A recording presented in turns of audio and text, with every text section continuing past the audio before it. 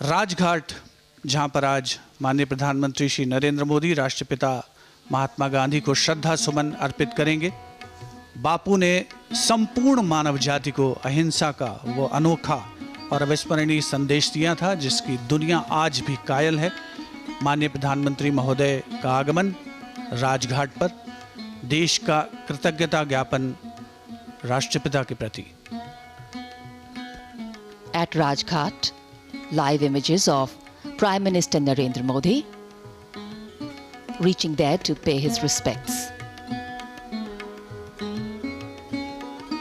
Offerings of reverence and gratitude.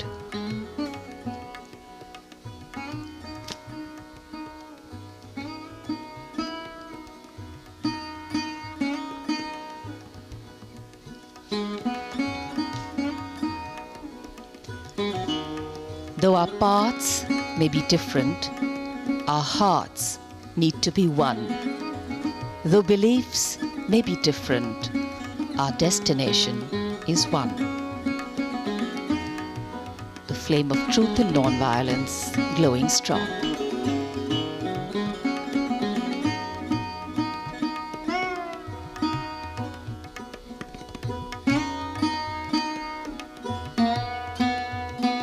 After paying his respects at Rajghat, the Prime Minister will now arrive in a short while from now at Red Fort for the flag hoisting and national address. बापू को कृतज्ञ राष्ट्र की ओर से माननीय प्रधानमंत्री द्वारा श्रद्धांजलि। महात्मा गांधी, जिनका जीवन ही उनका संदेश है। बापू ने आत्मनिर्भर भारत का सपना देखा था। वो चाहते थे कि सदियों से जैसे हमारे गांव स्वनिर्भर रहे हैं, वैसा ही हमारा देश बने। बापू के स्वच्छता के विचार को अपनाकर देश ने थोड़े ही समय में स्वच्छ भारत की छवि दुनिया भर में प्रस्तुत की है। अब देश में उत्पादन के दायरे को बढ़ाकर उसे एक नए स्तर तक ले जाना है। ये लक्ष्य है एक ऐसे भारत का जो अपनी जरूरतों को खुद पूरा कर सके।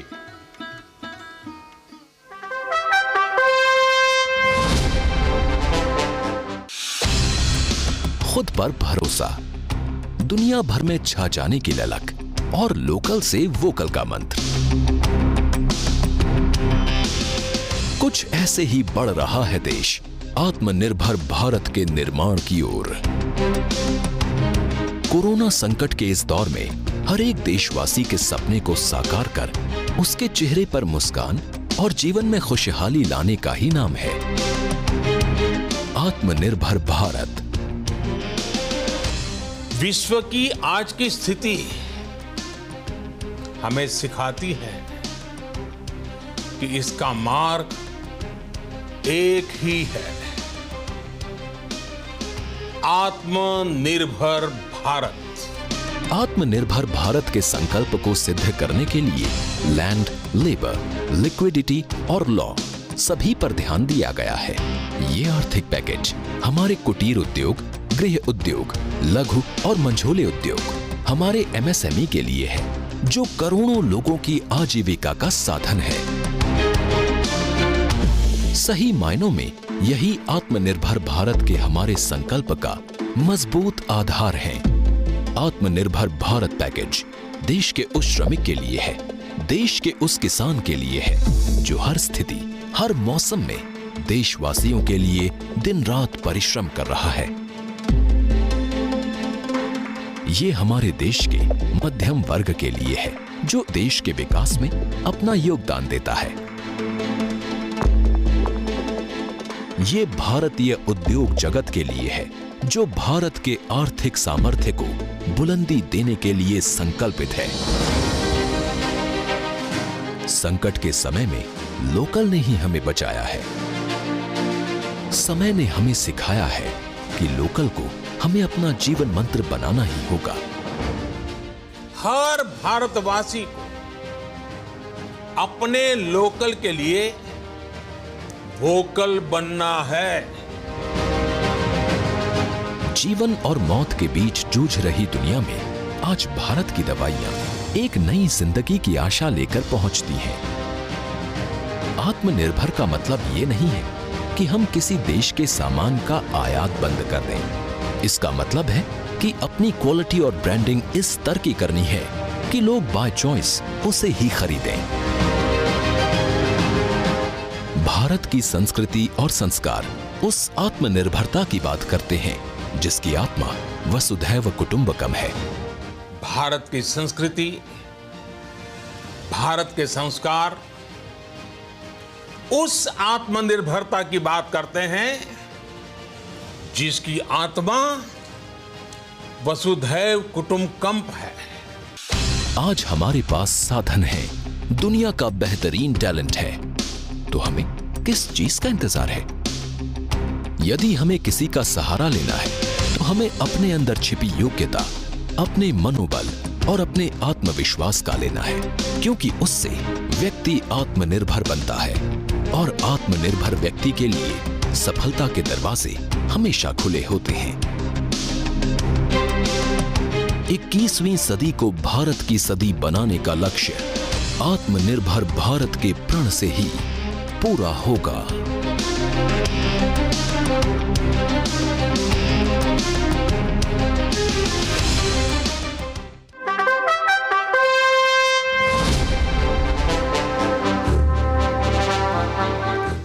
Freedom is not only about independence from foreign rule.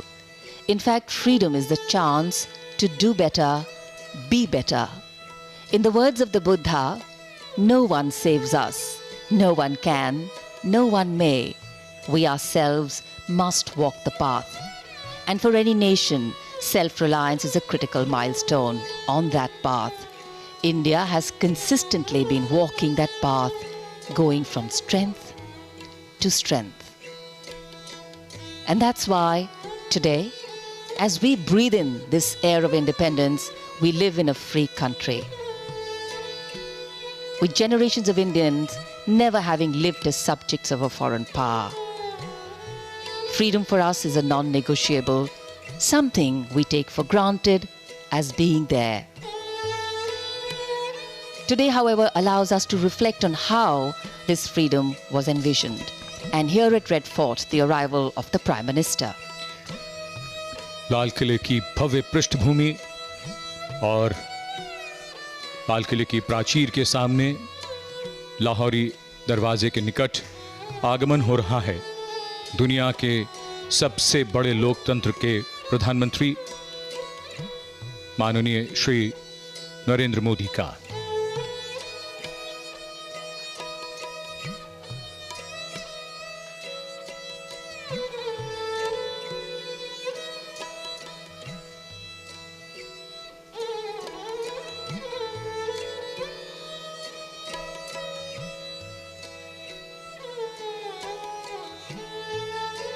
प्रधानमंत्री के आगमन पर उनकी अगवानी की जाएगी और वे गार्ड ऑफ ऑनर का निरीक्षण करेंगे। Prime Minister Narendra Modi's carcade arrives at the Lahore Gate side. माननीय प्रधानमंत्री महोदय का आगमन स्वाधीनता दिवस समारोह के मुख्य आयोजन स्थल यानी लाल किला परिसर पर, आज जहां से प्रधानमंत्री देश को संबोधित करेंगे। प्रधानमंत्री महोदय का स्वागत रक्षा मंत्री श्री राजनाथ सिंह के द्वारा, साथ में रक्षा सचिव डॉक्टर अजय कुमार, जिनका परिचय कराते हुए दिल्ली एरिया के GOC lieutenant general Vijay Kumar Mishra से माननीय प्रधानमंत्री गार्ड ऑफ ऑनर का कुछ ही समय के उपरांत निरीक्षण करेंगे। जनरल सैल्यूट, सलाम, चेस्ट।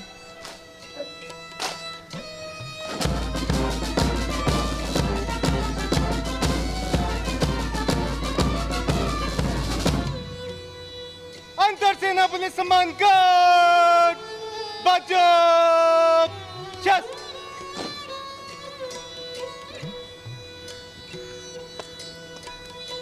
अब माननीय प्रधानमंत्री जी परेड का निरीक्षण।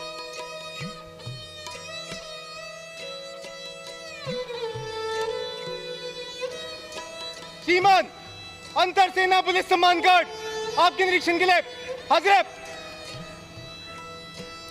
बड़ी ही The Guard Commander, Lieutenant Colonel Gaurav S. Yuvalkar, requesting the Prime Minister to inspect the ready Guard of Honor. And as the inspection starts, the band positioned there will strike up a slow march.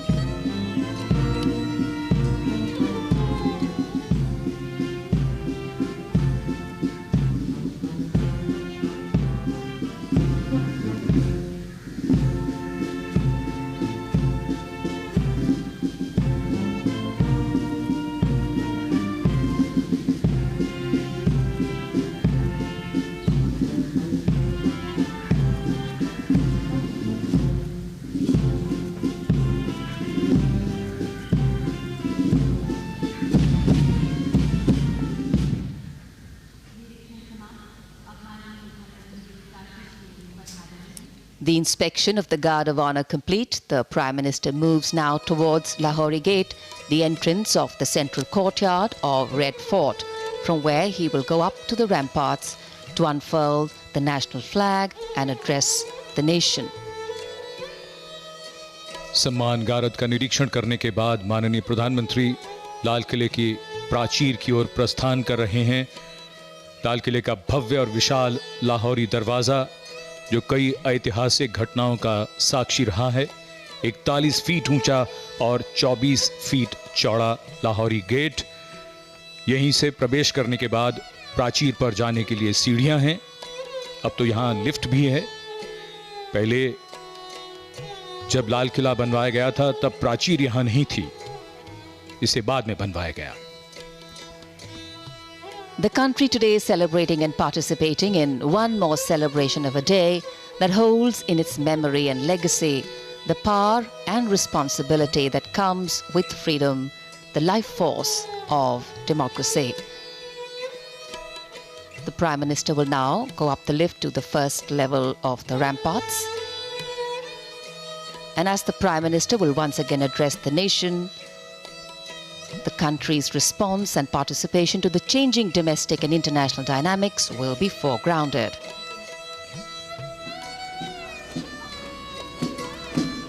The unfurling of the national flag will be accompanied by the 21-gun salute, presented by the gunners of the elite 2233 Field Battery Ceremonial, under the command of Lieutenant Colonel Jitendra Singh Mehta.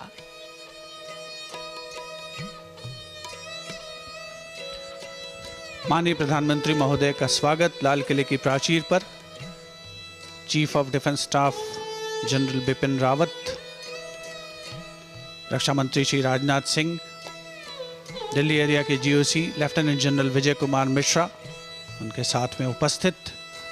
प्राचीर की ओर प्रस्थान करते हुए माननीय प्रधानमंत्री अपने दूसरे कार्यकाल में दूसरी बार और लगातार 7वीं बार लाल किले की प्राचीर से वे राष्ट्र को संबोधित करेंगे।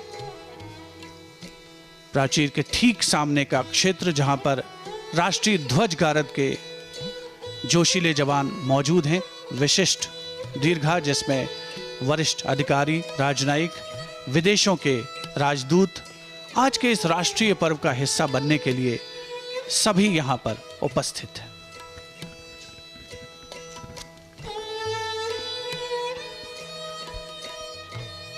India is not just a nation state. It has always stood out as an example of making the seemingly impossible become possible. लाल किले के सामने सर्वधर्म संभाव की तस्वीर, जैन मंदिर, उसके पीछे गौरी शंकर मंदिर और उसके आगे gurdwara Sisganj. Faith, belief, trust, tradition. लाल किले के बाईं ओर Jama Masjid. In fact, tradition, philosophy, ideas, and growth all have coexisted and co-flowered with a seeming randomness but larger design in India, tolerance, inclusivity, and respect have been valued and incorporated in the Constitution given to us by our visionary leaders. Dissent has made us progress. Collaboration has helped us grow, and belief in our nationhood has kept us together. The task of freedom and the taste of freedom rests sweet on days of celebration. Defense Minister Shri Rajnath Singh. India's dream of becoming an independent nation after years of colonial rule came true on the 15th of August 1947. At the stroke of midnight, India began its journey as a free country. And today, as the largest democracy in the world, we are positioned and poised to continue forward. आज के समय में बदले हुए व्यवहार से हम corona का मुकाबला कर रहे हैं। ये न्यू नॉर्मल है, नया सामान्य व्यवहार। आज के समय में ये बदला हुआ व्यवहार बेहद जरूरी है। मुश्किलें सदा नहीं रहती, उनकी सीख रह जाती है।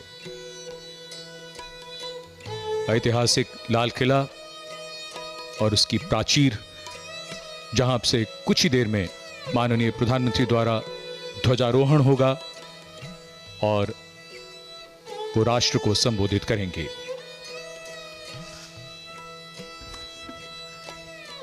And here we are at this grand red sandstone fortress, the Red Fort, without doubt the centerpiece of our Independence Day celebrations.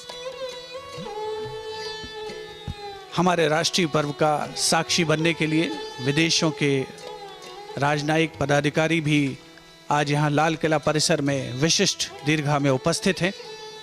साथ ही केंद्रीय मंत्रिमंडल के सदस्य आज के इस समारोह में अपनी गरिमामय उपस्थिति से इस समारोह को पूर्णता प्रदान कर रहे हैं। ऐतिहासिक लाल किला, जो कि आधुनिक भारतीय इतिहास की तमाम गाथाएं अपनी दीवारों में अंकित किए हुए है। इस समारोह का मुख्य आयोजन स्थल मध्यकालीन भारतीय स्थापत्य कला, भारत का प्रथम स्वाधीनता संग्राम, देशभक्तों का जुनून, 1947 की आज़ादी और उसके बाद विकास के पथ पर आगे बढ़ता भारत, जैसे सब कुछ लाल किले की दीवारों पर अंकित है। हमारे विशेष कैमरे से ये विहंगम दृश्य लाल किले के परिसर का और उसके ठीक सामने के स्थलों का, जहां पर 74वां स्वाधीनता दिवस समारोह आयोजित किया जा रहा है और प्राचीर के ठीक सामने राष्ट्रीय ध्वज गारद, जिसमें थल सेना, नौसेना और वायुसेना और दिल्ली पुलिस के दस्ते मौजूद हैं। दस्ते का नेतृत्व कर रहे हैं थल सेना के मेजर सूर्य प्रकाश। माननीय प्रधानमंत्री महोदय का प्राचीर पर आगमन होता हुआ राष्ट्र के संबोधन के लिए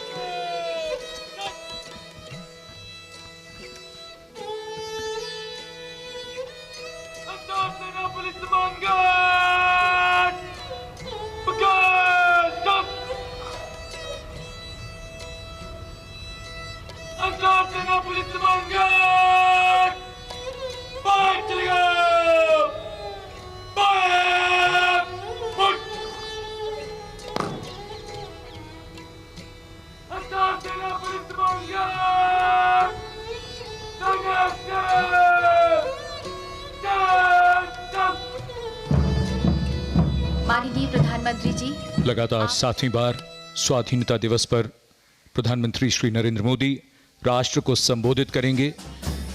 उनके विचारों को सुनने की उत्सुकता सबके मन में है। The Prime Minister acknowledging the greetings of those present, the national flag guard on its way out from across the ramparts. And in a short while from now, the Prime Minister will address the nation from the historic Red Fort. This rare living symbol telling its own story.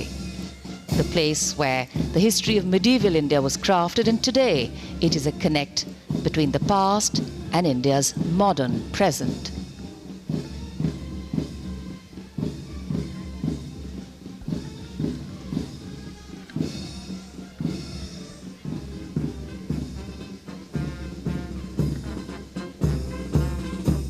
राष्ट्रीय ध्वजारोहण गारद के सजीले जवान रवाना हो रहे हैं समारोह स्थल से। इसमें शामिल थल सेना का प्रतिनिधित्व इस बार किया प्रथम गोरखा राइफल्स ने, क्योंकि 5वीं बटालियन जिसमें भाग ले रही थी। इसकी स्थापना 1942 में धर्मशाला में की गई थी और सभी को प्रतीक्षा प्रधानमंत्री महोदय के उद्बोधन की।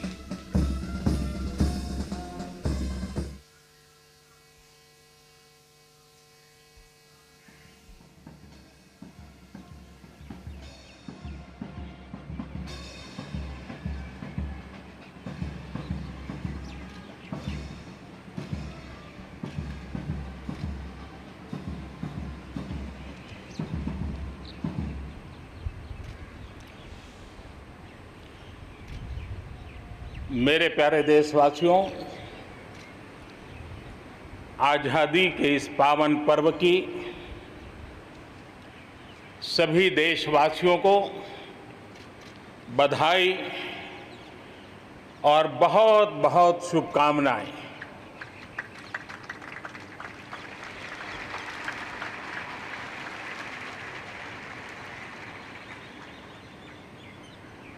आज जो हम स्वतंत्र भारत में सांस ले रहे हैं, उसके पीछे मां भारती के लाखों बेटे बेटियों, उनका त्याग, उनका बलिदान और मां भारती को आजाद कराने के संकल्प के प्रति उनका समर्पण आज ऐसे सभी हमारे स्वातंत्र सेनानियों का, आज़ादी के वीरों का, नर बांकुरों का, वीर शहीदों का नमन करने का ये पर्व है। हमारे फौज के जाबाज जवान, हमारे अर्धसैनिक बल, हमारे पुलिस के जवान, सुरक्षा बल से जुड़े हुए हर कोई मां भारती के रक्षा में जुटे रहते हैं, सामान्य मानवीय की सुरक्षा में जुटे रहते हैं। आज उन सबको भी हृदयपूर्वक, आदरपूर्वक स्मरण करने का, उनके महान त्याग तपस्या को नमन करने का पर्व है। एक नाम और, श्री अरविंद घोष क्रांति दूत से लेकर आध्यात्म की यात्रा, आज उनके संकल्प, उनका जन्म जयंती है। हमें उनके संकल्पों को, हमारे संकल्पों को पूर्ण करने के उनकी तरफ से आशीर्वाद बने रहे। हम एक विशिष्ट परिस्थिति से गुजर रहे हैं। आज छोटे छोटे बालक मेरे सामने नजर नहीं आ रहे। भारत का उज्जवल भविष्य क्यों? कोरोना ने सबको रोका हुआ है। इस कोरोना के कालखंड में लक्षावधि कोरोना वॉरियर्स, चाहे डॉक्टर हो, नर्सिस हो, सफाई कर्मी हो, एम्बुलेंस चलाने वाले लोग हो, किस किस के नाम गिनाऊंगा।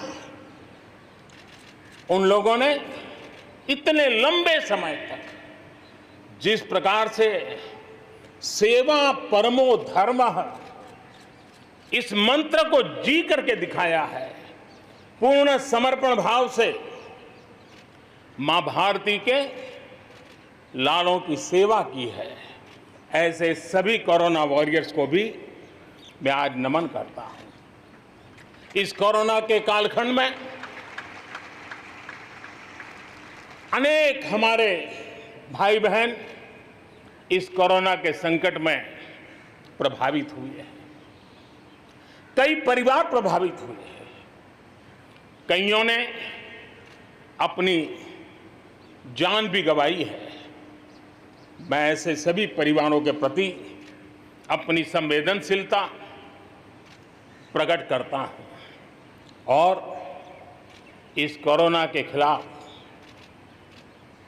मुझे विश्वास है 130 करोड़ देशवासियों की अदम्य इच्छा शक्ति, संकल्प शक्ति हमें उसमें भी विजय दिलाएगी और हम विजयी होके रहेंगे। मुझे विश्वास है कि पिछले दिनों भी हम एक प्रकार से अनेक संकटों से गुजर रहे। बाढ़ का प्रकोप, खास करके नॉर्थ ईस्ट, पूर्वी भारत, दक्षिण भारत, पश्चिमी भारत के कुछ इलाके, कहीं लैंडस्लाइड, अनेक दिक्कतों का सामना लोगों को करना पड़ा है। अनेक लोगों ने अपनी जान गंवाई है। मैं उन परिवारों के प्रति भी मेरी संवेदना व्यक्त करता हूं और राज्य सरकारों के साथ कंधे से कंधा मिलाकर के ऐसी संकट की घड़ी में हमेशा देश एक बनकर के, चाहे केंद्र सरकार हो, राज्य सरकार हो, हम मिलकर के तत्काल जितनी भी मदद पहुंचाने का प्रयास कर सकते हैं सफलतापूर्वक कर रहे हैं। मेरे प्यारे देशवासियों, आजादी का पर्व हमारे लिए, ये स्वतंत्रता का पर्व आजादी के वीरों को याद कर करके नए संकल्पों की ऊर्जा का एक अवसर होता है। एक प्रकार से हमारे लिए ये नई प्रेरणा लेकर के आता है, नया उमंग, नया उत्साह लेकर के आता है। और इस बार तो हमारे लिए संकल्प करना बहुत आवश्यक भी है और बहुत शुभ अवसर भी है, क्योंकि अगला जब हम आजादी का पर्व मनाएंगे तब हम 75 वर्ष में प्रवेश करेंगे। ये अपने आप में एक बहुत बड़ा अवसर है और इसलिए आज आने वाले 2 साल के लिए बहुत बड़े संकल्प लेकर के हमें चलना है। 130 करोड़ देशवासियों को चलना है। आजादी के 75 वर्ष में जब प्रवेश करेंगे और आजादी के 75 वर्ष जब पूर्ण होंगे, हम हमारे संकल्पों की पूर्ति का एक महापर्व के रूप में उसको भी मनाएंगे।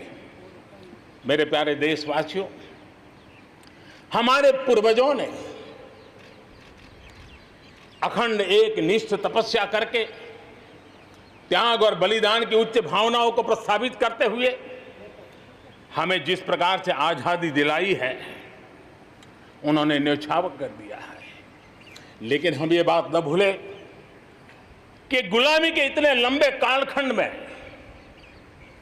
कोई भी पल ऐसा नहीं था, कोई भी क्षेत्र ऐसा नहीं था कि जब आजादी की ललक न उठी हो, आजादी की इच्छा को लेकर के किसी ने प्रयास न किया हो, जंग न किया हो, त्याग न किया हो और एक प्रकार से जवानी जेलों में खपा दी। जीवन के सारे सपनों को फांसी के फंदों को चूम करके आहूत कर दिया। ऐसे वीरों को नमन करते हुए और फिर एक तरफ सशस्त्र क्रांति का दौर, दूसरी तरफ जन आंदोलन का दौर, पूज्य बापू के नेतृत्व में राष्ट्र जागरण के साथ जन आंदोलन की एक धारा ने आजादी के आंदोलन को एक नई ऊर्जा दी और हम आजादी के पर्व को आज मना पा रहे हैं। इस आजादी के जंग में भारत की आत्मा को कुचलने के भी निरंतर प्रयास हुए हैं, अनगिनत प्रयास हुए हैं। भारत को अपनी संस्कृति, परंपरा, रीत रिवाज, इन सब से उखाड़ फेंकने के लिए क्या कुछ नहीं हुआ। वो कालखंड था, सैकड़ों सालों का कालखंड था। शाम दाम दंड भेद सब कुछ अपने चरम पर था। और कुछ लोग तो ये मान के चलते थे कि हम तो यावत चंद्र दिवाकरो यहां पर राज करने के लिए आए हैं। लेकिन आजादी की ललक ने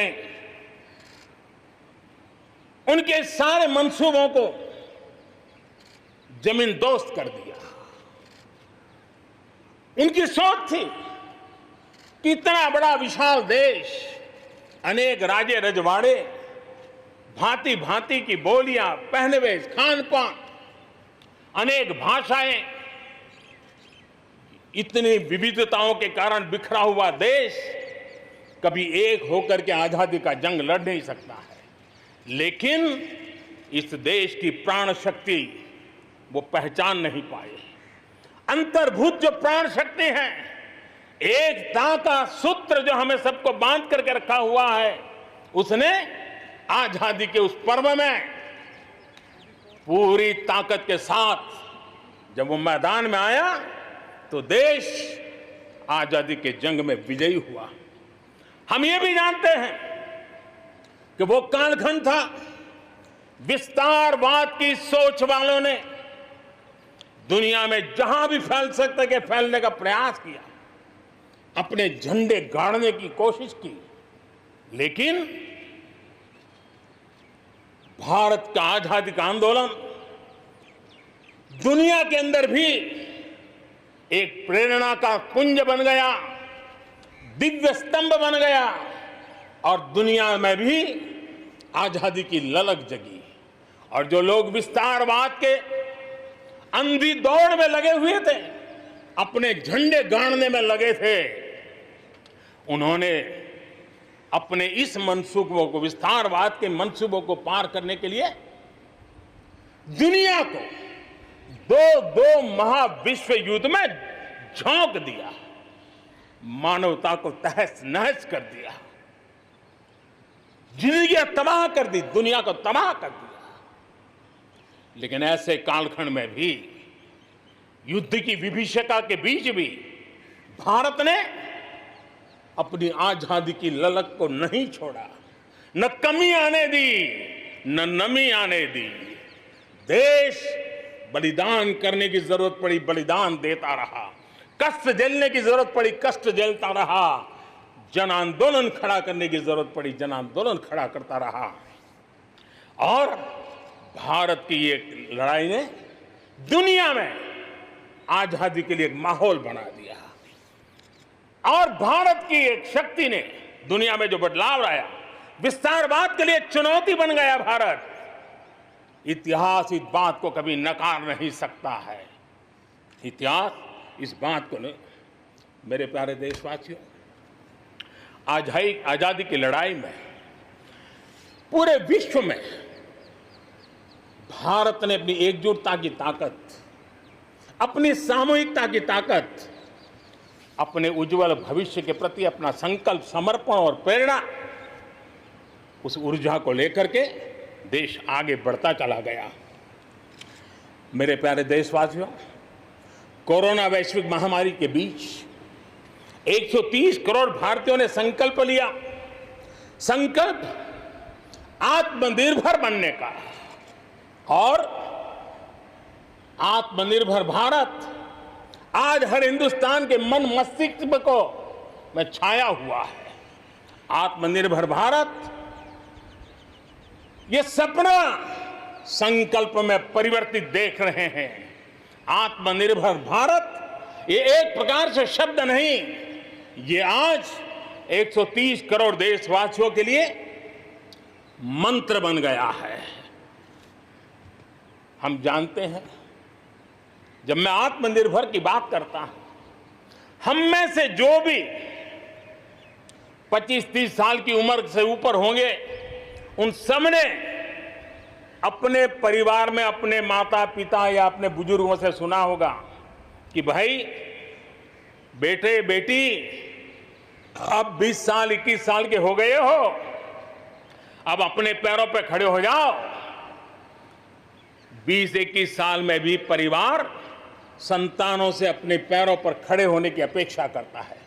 हम तो आजादी के 75 वर्ष के एक कदम दूर है, तब हमारे लिए भी भारत जैसे देश को अपने पैरों पर खड़ा होना अनिवार्य है, आत्मनिर्भर बनना अनिवार्य है।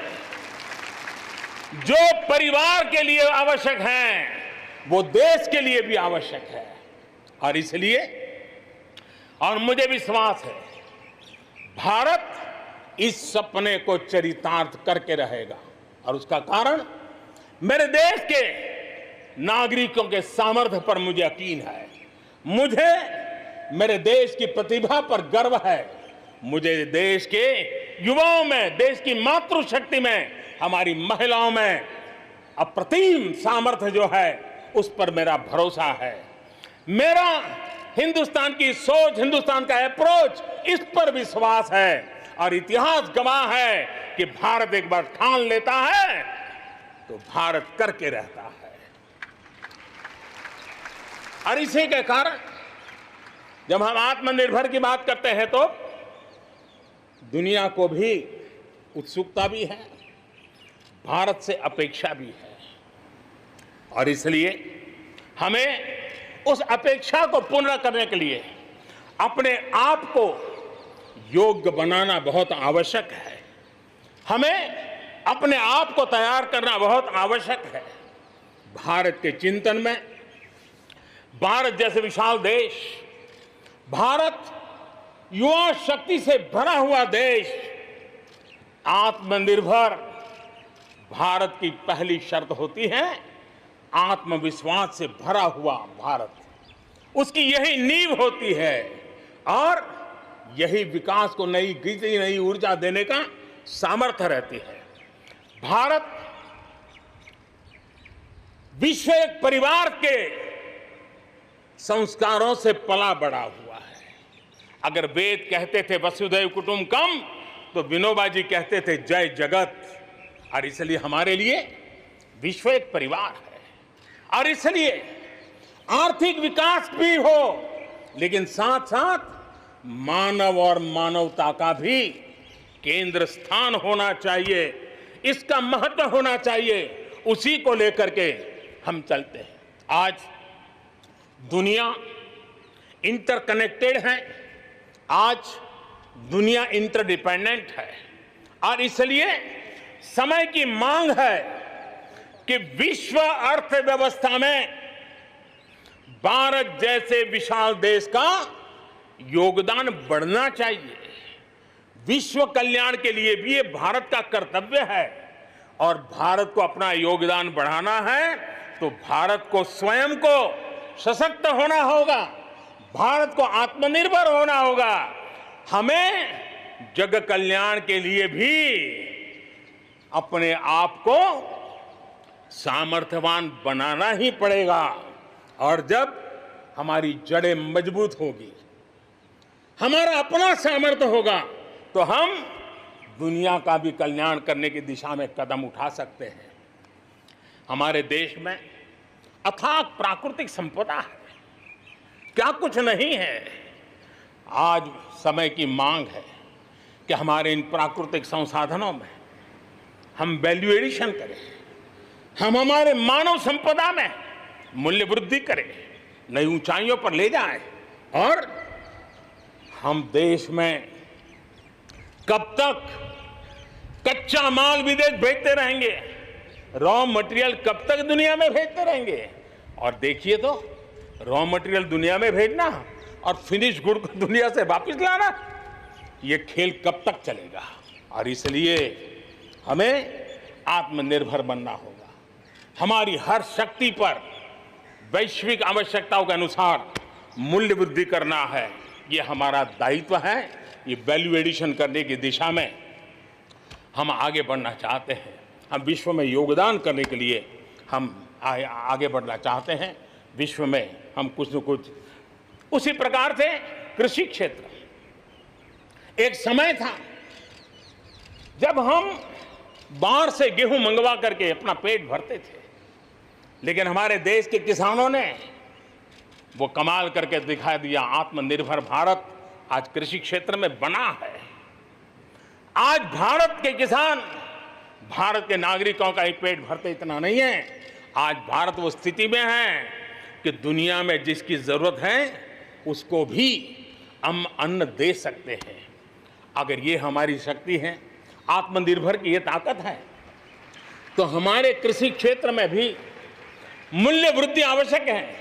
वैश्विक आवश्यकताओं के अनुसार हमारे कृषि जगत में बदलाव की आवश्यकता है। विश्व की अपेक्षाओं को पूरा करने के लिए हमने हमारे कृषि जगत को भी आगे बढ़ाने की जरूरत है।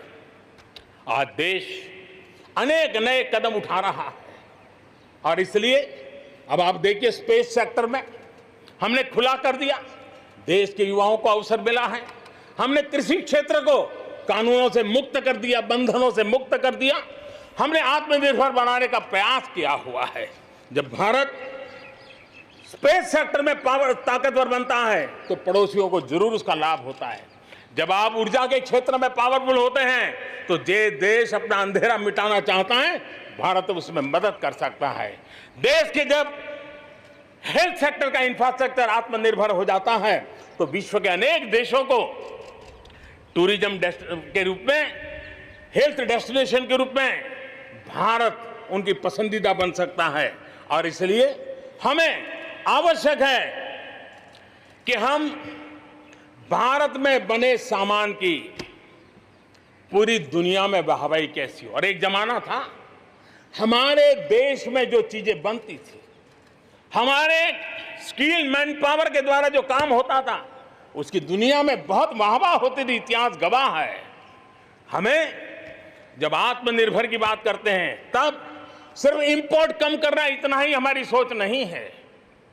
जब आत्मनिर्भर की बात करते हैं तब हमारी ये जो कौशल्य है, हमारा जो ह्यूमन रिसोर्स का सामर्थ्य है, जब चीजें बाहर से आने लगती हैं तो उसका वो सामर्थ्य खत्म होता चला जाता है। पीढ़ी दर पीढ़ी वो नष्ट हो जाता है। हमें हमारे उस सामर्थ्य को बचाना भी है, बढ़ाना भी है, कौशल्य को बढ़ाना है, क्रिएटिविटी को बढ़ाना है और उसको लेकर के हमें आगे बढ़ना है। हमें स्किल डेवलपमेंट की दिशा में बल देना है। आत्मनिर्भर भारत के लिए, हमारे सामर्थ्य को बढ़ाने के लिए, मेरे प्यारे देशवासियों, मैं जानता हूं जब मैं आत्मनिर्भर की बात करता हूं तब अनेक आशंकाएं प्रकट भी की जाती हैं। मैं इस बात को मानता हूं कि आत्मनिर्भर भारत के लिए लाखों चुनौतियां हैं और जब विश्व स्पर्धा के मोड़ में हो तब तो चुनौतियां बढ़ भी जाती हैं। लेकिन देश के सामने अगर लाखों चुनौतियां हैं तो देश के पास करोड़ों समाधान देने वाले शक्ति भी है, मेरे देशवासी भी हैं जो समाधान का सामर्थ्य देते हैं। अब देखिए, कोरोना के संकट काल में हमने देखा कि बहुत सी चीजों के लिए हम कठिनाइयों में हैं, हमें दुनिया से लाना है, दुनिया दे नहीं पा रही थी। हमारे देश के नौजवानों ने, हमारे देश के उद्यमियों ने, हमारे देश के उद्योग जगत के लोगों ने बिड़ा उठा लिया। जिस देश में N95 नहीं बनता था, बनने लगे। PPE नहीं बनता था, बनने लग गए। वेंटिलेटर नहीं बनता था, बनने लग गए। देश की आवश्यकताओं की तो पूर्ति हुई, लेकिन दुनिया में एक्सपोर्ट करने की हमारी ताकत बन गई। दुनिया की जरूरत थी, आत्मनिर्भर भारत दुनिया को कैसे मदद कर सकता है, आज हम इसमें हम देख सकते हैं। और इसलिए विश्व की भलाई में भी भारत का योगदान करना ये दायित्व बनता है और उसलिए भी हमें उसी प्रकार से बहुत हो चुका। आजाद भारत की मानसिकता क्या होनी चाहिए? आजाद भारत की मानसिकता होनी चाहिए वोकल फॉर लोकल। हमारे जो स्थानीय उत्पाद है उसका हमने गौरवगान करना चाहिए। हम अपनी चीजों का गौरवगान नहीं करेंगे तो उसको अच्छा बनने का अवसर भी नहीं मिलेगा, उसकी हिम्मत नहीं बढ़ेगी। आइए हम मिलकर के संकल्प लें, आजादी के 75 साल के पर्व की ओर जब कदम रख रहे हैं तब वोकल फॉर लोकल का जीवन मंत्र बन जाए और हम मिलकर के भारत की उस ताकत को हम बढ़ावा दे दें। मेरे प्यारे देशवासियों, हमारा देश कैसी कैसी कमाल करता है, कैसे कैसे आगे बढ़ता है, इस बात को हम भली भांति समझ सकते हैं। कौन सोच सकता था कि कभी गरीबों के जनधन खाते में लाखों करोड़ों रुपए सीधे ट्रांसफर हो जाएंगे। कौन सोच सकता था कि किसानों की भलाई के लिए एपीएमसी जैसा एक्ट में इतने बदलाव हो जाएंगे। कौन सोचता था हमारे व्यापारी आलम पे जो लटकती तलवार थी, एसेंशियल कमोडिटी एक्ट, इतने सालों के बाद वो भी बदल जाएगा। कौन सोचता था कि हमारा स्पेस सेक्टर हमारे देश के युवाओं के लिए खुला कर दिया जाएगा। आज हम देख रहे हैं, राष्ट्रीय शिक्षा नीति हो, one nation one ration card की बात हो, वन नेशन वन ग्रिड की बात हो, वन नेशन वन टैक्स की बात हो, इंसॉल्वेंसी और बैंकरप्सी कोड उसकी बात हो, चाहे बैंकों को मर्जर करने का प्रयास हो, देश की सच्चाई बन चुकी है, देश की हकीकत है। भारत में परिवर्तन के इस कालखंड में रिफॉर्म्स के परिणामों को दुनिया देख रही है। एक के बाद एक दूसरे से जुड़े हुए हम जो रिफॉर्म्स कर रहे हैं उसको दुनिया बहुत बारीकी से देख रही है और उसी का कारण है बीते वर्ष भारत में एफडीआई में अब तक के सारे रिकॉर्ड तोड़ दिए। फॉरेन डायरेक्ट इन्वेस्टमेंट अब तक के सारे रिकॉर्ड तोड़ दिए। बीते वर्ष भारत में एफडीआई में 18% की वृद्धि हुई है, बढ़ोतरी हुई है। और इसलिए कोरोना काल में भी दुनिया की बड़ी बड़ी कंपनियां भारत की ओर रुख ले रही हैं।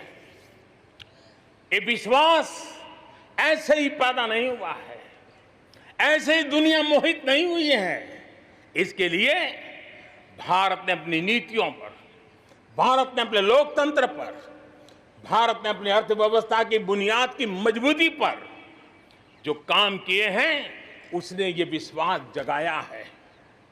दुनिया भर के अनेक बिजनेस भारत को सप्लाई चेन के केंद्र के रूप में आज देख रहे हैं। अब हमें मेक इन इंडिया के साथ साथ मेक फॉर वर्ल्ड ये मंत्र को लेकर के भी हमें आगे बढ़ना है। 130 करोड़ देशवासियों का सामर्थ्य, जब एक ही समय में, जरा याद कीजिए पिछले कुछ दिन, और 130 करोड़ देशवासियों के सामर्थ्य के लिए गर्व कीजिए। कोरोना के इस महाकालखंड में एक तरफ चक्रवात, पूरब में भी चक्रवात, पश्चिम में भी चक्रवात, बिजली गिरने से अनेक लोगों की मौत की खबरें, कहीं पर बार बार भूस्खलन की घटनाएं, छोटे मोटे भूकंप के झटके, इतना कम था तो हमारे किसानों के लिए टिड्डी दल की आपत्तियां आई। न जाने एक साथ एक के बाद एक मुसीबतों का अंबार लग गया। लेकिन उसके बावजूद भी देश जरा भी अपना विश्वास नहीं खोया। देश आत्मविश्वास के साथ आगे बढ़ता जाया गया। देशवासियों के जीवन को, देश की अर्थव्यवस्था को कोरोना के प्रभाव से जल्दी से जल्दी बाहर निकालना आज हमारी प्राथमिकता है। इसमें अहम भूमिका रहेगी नेशनल इंफ्रास्ट्रक्चर पाइपलाइन प्रोजेक्ट की। इस पर 110 लाख करोड़ उससे भी ज्यादा खर्च किए जाएंगे।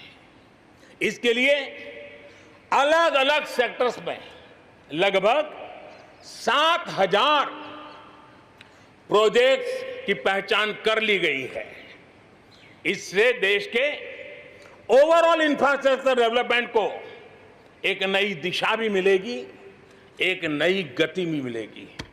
और इससे हमेशा कहा जाता है, ऐसे संकट की घड़ी में जितना ज्यादा इंफ्रास्ट्रक्चर को बल दिया जाए ताकि आर्थिक गतिविधि बढ़ती है, लोगों को रोजगार मिलता है, काम मिलता है, उसके जुड़े हुए कई काम एक साथ चल जाते हैं।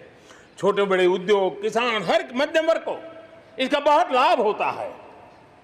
और आज मैं एक बात स्मरण करना चाहता हूं, जब अटल बिहारी वाजपेयी हमारे देश के प्रधानमंत्री थे, तब उन्होंने स्वर्णिम चतुर्भुज की एक बहुत बड़ी दूरगामी असर पैदा करने वाली योजना को प्रारंभ किया था और देश के रोड नेटवर्क के इंफ्रास्ट्रक्चर को नेक्स्ट जनरेशन पर ले गए थे।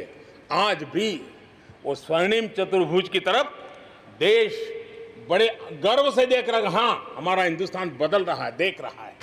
मेरे प्यारे देशवासियों, अटल जी ने अपने समय में ये काम किया, लेकिन अब हमें उसे आगे ले जाना है, हमें नई ओर ले जाना है। और अब हम साइलोज में नहीं चल सकते। हम इंफ्रास्ट्रक्चर को, रोड का रोड वाला काम करेगा, रेल का रेल में चला जाएगा, न रेल का रोड से संबंध, न रोड का रेल से संबंध, न एयरपोर्ट का पोर्ट से संबंध, न पोर्ट का एयरपोर्ट से संबंध, न रेलवे स्टेशन का बस से संबंध, बस स्टेशन से संबंध, न बस स्टेशन का रेलवे। ऐसी स्थिति नहीं चले। अब हमें सारा इंफ्रास्ट्रक्चर एक कॉम्प्रिहेंसिव हो, इंटीग्रेटेड हो, एक दूसरे के पूरक हो, रेल से रोड पूरक हो, रोड से सी पोर्ट पूरक हो, सी पोर्ट से पोर्ट पूरक हो। ये हमें एक नए सदी के लिए हमें मल्टी मॉडल कनेक्टिविटी इंफ्रास्ट्रक्चर, इसको जोड़ने के लिए हम अब आगे बढ़ रहे हैं और ये एक नया आयाम होगा।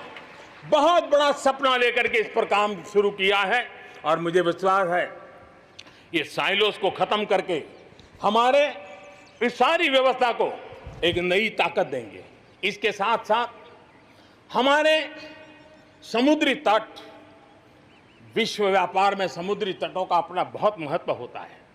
जब हम पोर्ट लेड डेवलपमेंट को लेकर के चले हैं, तब हम आने वाले दिनों में समुद्री तट के पूरे हिस्से में 4 लेन रोड बनाने की दिशा में एक आधुनिक इंफ्रास्ट्रक्चर के लिए हम काम करेंगे।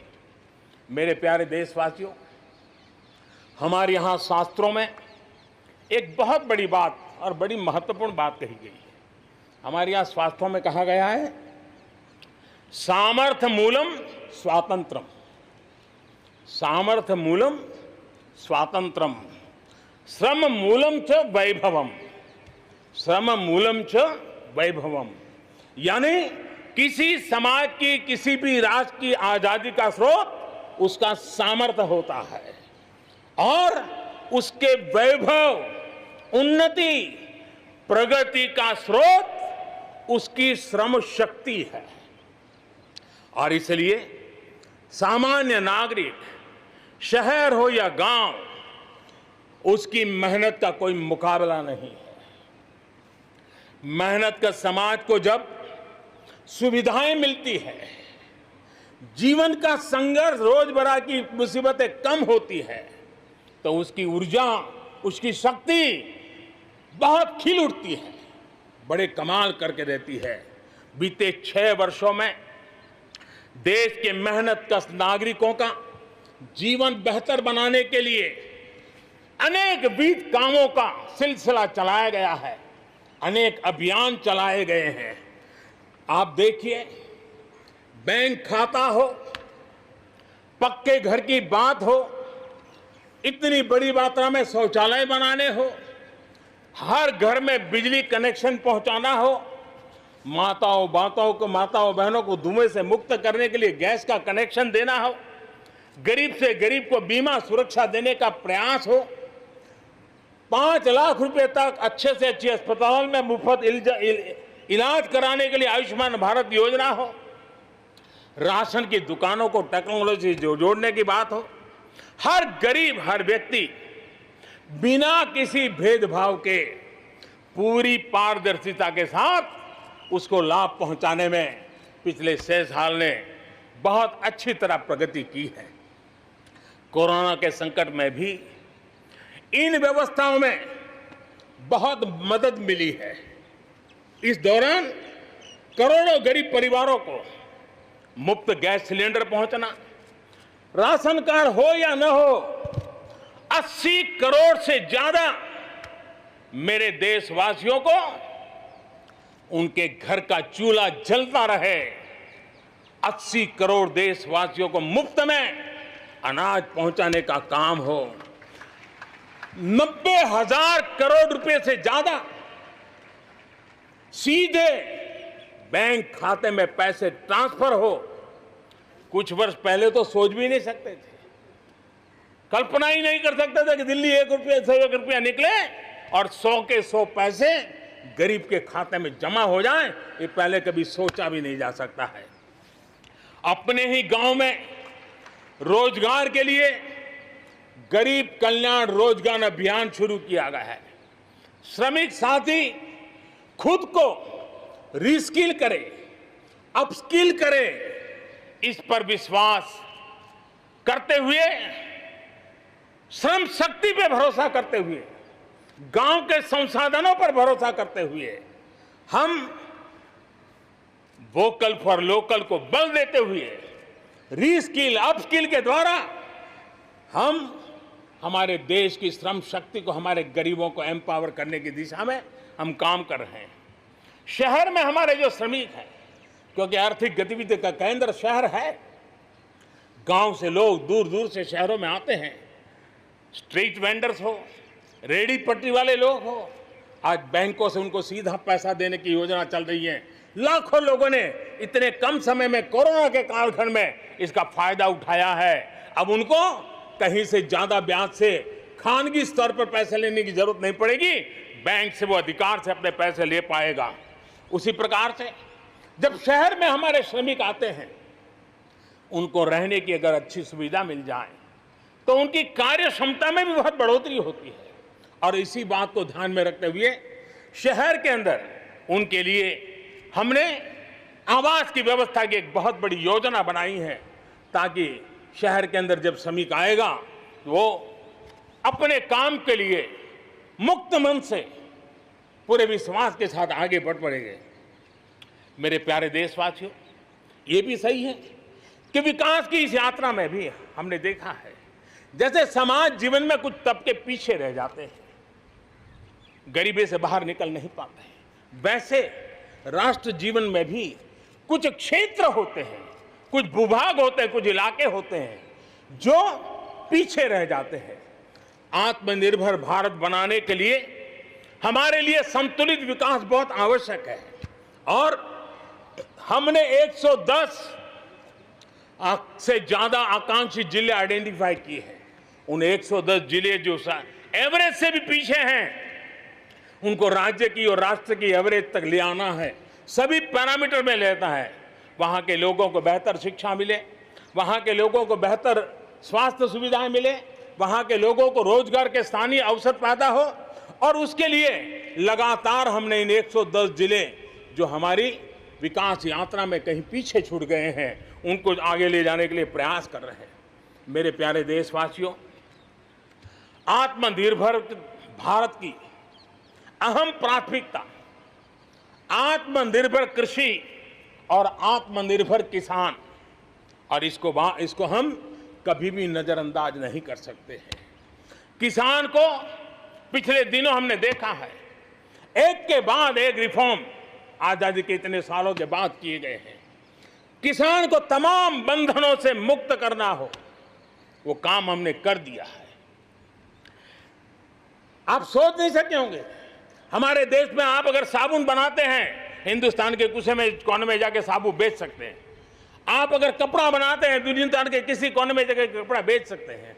आप चीनी बनाएं, आप चीनी बेच सकते हैं। लेकिन मेरा किसान, बहुत लोगों को पता नहीं होगा, मेरे देश का किसान जो उत्पादन करता था, न वो अपनी मर्जी से बेच सकता था, न अपनी मर्जी से जहां बेचना चाहता था वहां बेच सकता था, उसके लिए जो दायरा तय किया था वहीं बेचना पड़ता था। उस सारे बंधनों को हमने खत्म कर दिया है। अब हिंदुस्तान का किसान उस आजादी की सांस को ले पाएगा ताकि वो हिंदुस्तान के किसी में भी, दुनिया के किसी भी कोने में अपना माल बेचना चाहता है, वो अपने टर्म्स पर बेच पाएगा। इस बात को हमने किसान की आय को बढ़ाने के लिए अनेक वैकल्पिक चीजों को भी बल दिया है। उसके किसानी में इनपुट कॉस्ट कैसे कम हो, सोलार पंप, उसको डीजल पंप से मुक्ति कैसे दिला दे, अन्नदाता ऊर्जादाता कैसे बने, मधुमक्खी पालन हो, फिशरीज हो, पोल्ट्री हो, ऐसे अनेक चीजें उसके साथ जुड़ जाएं ताकि उसकी आय दोगुना हो जाए। उस दिशा में हम लगातार काम कर रहे हैं। आज समय की मांग है हमारा कृषि क्षेत्र आधुनिक बने, मूल्य वृद्धि हो, वैल्यू एडिशन हो, फूड प्रोसेसिंग हो, पैकेजिंग की व्यवस्था हो, उसको संभालने की व्यवस्था हो, और इसलिए अच्छे इंफ्रास्ट्रक्चर की जरूरत है। आपने देखा होगा इस कोरोना कालखंड में ही पिछले दिनों 1 लाख करोड़ रुपया एग्रीकल्चर इंफ्रास्ट्रक्चर के लिए भारत की सरकार ने आवंटित किए हैं, और इंफ्रास्ट्रक्चर जो किसानों की भलाई के लिए होगा, और इसके कारण किसान अपना मूल्य भी प्राप्त कर सकेगा, दुनिया के बाजार में बेच भी पाएगा, विश्व बाजार में उसकी पहुंच बढ़ेगी। आज हमने ग्रामीण उद्योगों को मजबूत करने की जरूरत है। ग्रामीण क्षेत्रों में विशिष्ट प्रकार से आर्थिक क्लस्टर बनाने जाएंगे। कृषि और गैर कृषि उद्योगों को गांव के अंदर एक जाल बनाई जाएगी, और उसके कारण उसके साथ साथ किसानों के लिए जो नई एफपीओ हमने बनाने का, किसान उत्पादक संघ बनाने का जो हमने कोशिश की है, वो अपने आप में एक बहुत बड़ा इकोनॉमिकल एम्पावरमेंट का काम करेगा। भाइयों बहनों, मैंने पिछली बार यहां पर जल जीवन मिशन की घोषणा की थी। आज उसको 1 साल हो रहा है। मैं आज गर्व से कह सकता हूं कि जो हमने सपना लिया है कि पीने का शुद्ध जल, नल से जल हमारे देशवासियों को मिलना चाहिए। स्वास्थ्य की समस्याओं का समाधान भी शुद्ध पीने के जल से जुड़ा हुआ होता है। अर्थव्यवस्था में भी उसका बहुत बड़ा योगदान होता है, और उसको लेकर के जल जीवन मिशन शुरू किया। आज मुझे संतोष है कि प्रतिदिन हम 1 लाख से ज्यादा घरों में, हर दिन 1 लाख से ज्यादा घरों में जल पहुंचा रहे हैं, पाइप से जल पहुंचा रहे हैं। और पिछले 1 साल में 2 करोड़ परिवारों तक हम जल पहुंचाने में यशस्वी हुए हैं। और विशेष करके जंगलों में दूर दूर रहने वाले हमारे आदिवासियों के घरों तक ये पहुंचाने का काम, बड़ा अभियान चला है। और मुझे खुशी है कि आज जल जीवन मिशन ने देश में एक तंदुरुस्त स्पर्धा का माहौल बनाया है। जिले जिले के बीच में तंदुरुस्त स्पर्धा हो रही है, नगर नगर के बीच में तंदुरुस्त स्पर्धा हो रही है, राज्य राज्य के बीच में तंदुरुस्त स्पर्धा हो रही है। हर किसी को लग रहा है कि प्रधानमंत्री का जल जीवन मिशन का जो सपना है, उसको हम जल्दी से जल्दी अपने क्षेत्र में पूरा करेंगे। कोऑपरेटिव कॉम्पिटिटिव फेडरलिज्म को एक नई ताकत इस जल जीवन मिशन के साथ जुड़ गई है, और उसके साथ भी हम आगे बढ़ रहे हैं। मेरे प्यारे देशवासियों, चाहे हमारा कृषि का क्षेत्र हो, चाहे हमारे लघु उद्योगों का क्षेत्र हो, चाहे हमारे नौकरी पेशा करने वाले समाज के लोग हो, ये करीब करीब सभी लोग एक प्रकार से भारत का मध्यम वर्गीय बहुत बड़ा संपुट है। और मध्यम वर्ग से निकले हुए प्रोफेशनल्स आज दुनिया में अपना डंका जमा रहे हैं। मध्यम वर्ग से निकले हुए हमारे डॉक्टर, इंजीनियर, वकील, साइंटिस्ट, सब कोई दुनिया के अंदर अपना नाम डंडा जमा रहे हैं। और इसलिए ये बात तय है कि मध्यम वर्ग को जितने अवसर मिलते हैं, वो अनेक गुना ताकत के साथ उभर करके आते हैं। और इसलिए मध्यम वर्ग को सरकारी दखलंदाजी से मुक्ति चाहिए। मध्यम वर्ग को अनेक विध नए अवसर चाहिए, उसको खुला मैदान होना चाहिए। और हमारी सरकार लगातार मध्यम वर्ग के इन सपनों को पूरा करने के लिए काम कर रही है। मध्यम वर्ग मिरेकल करने की ताकत रखता है। ईज ऑफ लिविंग, इसका सबसे बड़ा लाभ किसी को होना है तो मेरे मध्यम वर्गीय परिवारों को होना है। सस्ते इंटरनेट की बात हो, चाहे सस्ते स्मार्टफोन की बात हो, या उड़ान के तहत हवाई जहाज की टिकटें बहुत मिनिमम हो जाने की बात हो, या हमारे हाईवेज हो, इंफॉर्मेशन वेज हो, ये सारी चीजें मध्यम वर्ग की ताकत को बढ़ाने वाली है। आज आपने देखा होगा, मध्यम वर्ग में जो गरीबी से बाहर निकला है उसका पहला सपना होता है अपना घर होना चाहिए, वो एक बराबरी की जिंदगी जाना चाहता है। देश में बहुत बड़ा काम हमने ईएमआई के क्षेत्र में किया और उसके कारण होम लोन सस्ते हुए, और जब एक घर के लिए लोन लेता है तो लोन पूरी करते करते करीब 6 लाख रुपया कि उसके छूट मिल जाती है। यह इतना ही नहीं, पिछले दिनों ध्यान में आया कि बहुत गरीब मध्यम वर्ग के परिवारों ने पैसे लगाए हुए हैं, लेकिन योजनाएं पूरी न होने के कारण खुद का घर मिल नहीं रहा है, किराया भरना पड़ रहा है। भारत सरकार ने 25,000 करोड़ रुपया का विशिष्ट फंड बना करके ये जो आधे अधूरे घर हैं उनको पूरा करके मध्यम वर्गीय परिवारों को घर मिल जाए, उसके लिए हमने अब कदम उठाया है। जीएसटी में बहुत तेजी से टैक्सेशन कम हुआ है, इनकम टैक्स कम हुआ है। आज मिनिमम उस प्रकार के व्यवस्थाओं के साथ हम देश को आगे बढ़ाने का प्रयास कर रहे हैं। कोऑपरेटिव बैंकों को आरबीआई से जोड़ना, ये अपने आप में मध्यम वर्गीय परिवारों के पैसों को सुरक्षित रखने की गारंटी इसके साथ जुड़ी हुई है। एमएसएमई सेक्टर में जो रिफॉर्म्स हुए हैं, एग्रीकल्चर सेक्टर में जो रिफॉर्म्स हुए हैं, इसका सीधा सीधा लाभ हमारे मध्यम वर्गीय मेहनतकश परिवारों को जाने वाला है, और उसके कारण हजारों करोड़ रुपए के स्पेशल फंड आज जो हमारे व्यापारी बंधुओं को, हमारे में लघु उद्योगकारों को हम दे रहे हैं, उनको इसका लाभ मिलने वाला है। आम भारतीय की शक्ति, उसकी ऊर्जा आत्मनिर्भर भारत अभियान का एक बहुत बड़ा आधार है। इस ताकत को बनाए रखने के लिए हर स्तर पर निरंतर काम जारी है।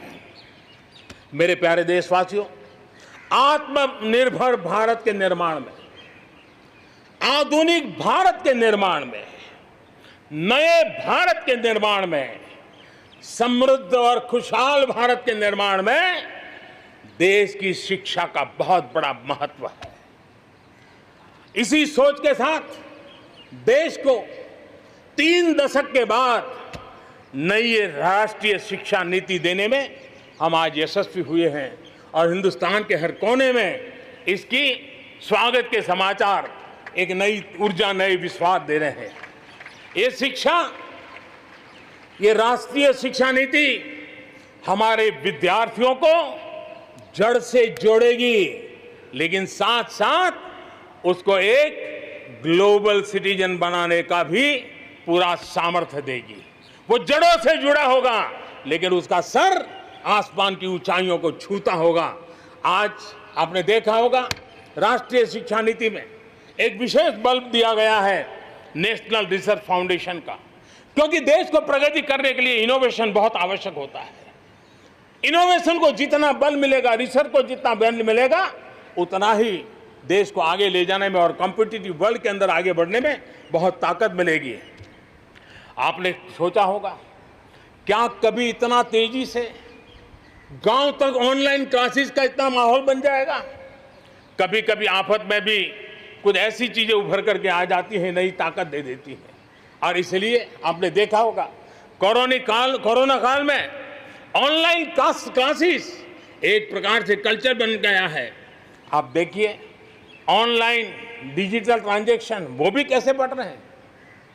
भीम यूपीआई गत 1 महीने में, यानी किसी को भी गर्व होगा कि भारत जैसे देश में यूपीआई भीम के द्वारा गत 1 महीने में 3 लाख करोड़ रुपए का ट्रांजैक्शन हुआ है। ये अपने आप में हम किस प्रकार से बदली हुई स्थितियों को स्वीकार करने लगे हैं, ये इसका नमूना है। आप देखते हैं, 2014 से पहले हमारे देश में 5 दर्जन पंचायतें, 5 दर्जन पंचायतों में ऑप्टिकल फाइबर था। गत 5 वर्ष में 1.5 लाख ग्राम पंचायतों तक ऑप्टिकल फाइबर नेटवर्क पहुंच चुका है, जो आज इतना मदद कर रहा है।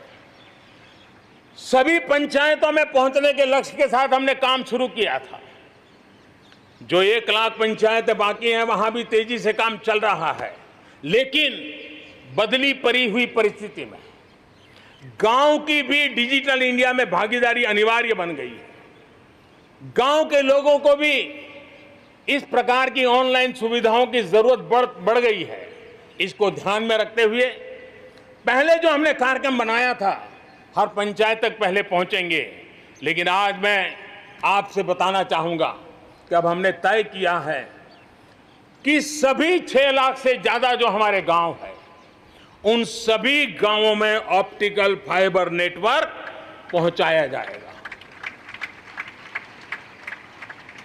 जरूरत बदली है तो हमने प्रायोरिटी भी बदली है।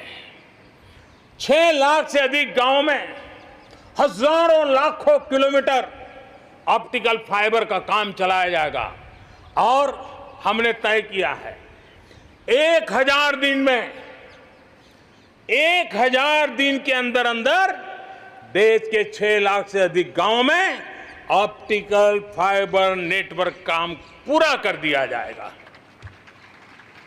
बदलती हुई टेक्नोलॉजी में साइबर स्पेस,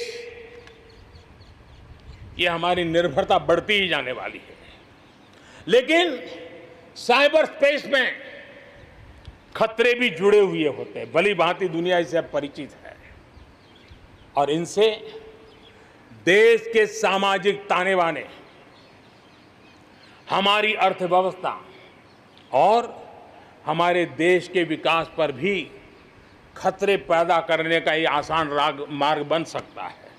और इसलिए भारत इसमें बहुत सचेत है, भारत बहुत सतर्क है और इन खतरों का सामना करने के लिए फैसले ले रहा है। इतना ही नहीं, नई व्यवस्थाएं भी लगातार विकसित की जा रही है। बहुत ही अल्प समय में नई साइबर सुरक्षा रणनीति, इसका एक पूरा खाका देश के सामने आएगा। आने वाले समय में सब इकाइयों को जोड़ करके हम इस साइबर सिक्योरिटी के अंदर सबको एक साथ चलना पड़ेगा। उसके लिए आगे बढ़ने की रणनीति बनाएंगे। मेरे प्यारे देशवासियों, भारत में महिला शक्ति को जब जब भी अवसर मिले उन्होंने देश का नाम रोशन किया, देश को मजबूती दी है। महिलाओं को स्वरोजगार और रोजगार के समान अवसर देने के लिए आज देश प्रतिबद्ध है। आज भारत में महिलाएं अंडरग्राउंड कोयले की खदान में काम कर रही हैं, तो आज मेरे देश की बेटियां फाइटर प्लेन भी उड़ा करके आसमान की बुलंदियों को चूम रही है। आज भारत दुनिया के उन देशों में है जहां नौसेना और वायुसेना में महिलाओं को कॉम्बैट रोल में शामिल किया जा रहा है। गर्भवती महिलाओं को सैलरी के साथ 6 महीने की छुट्टी देने का फैसले की बात हो, हमारे देश की महिलाएं जो 3 तलाक के कारण पीड़ित रहती थी, वैसी हमारी मुस्लिम बहनों को मुक्ति दिलाने, आजादी दिलाने का काम हो, महिलाओं के आर्थिक सशक्तिकरण की बात हो। 40 करोड़ जो जनधन खाते खोले गए हैं, उसमें 22 करोड़ खाते हमारी बहनों के हैं।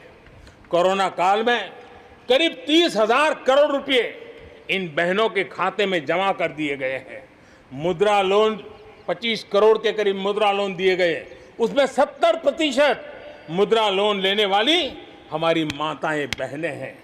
प्रधानमंत्री आवास योजना के तहत जो खुद का घर मिल रहा है, उसमें अधिकतम रजिस्ट्री भी महिलाओं के नाम हो रही है।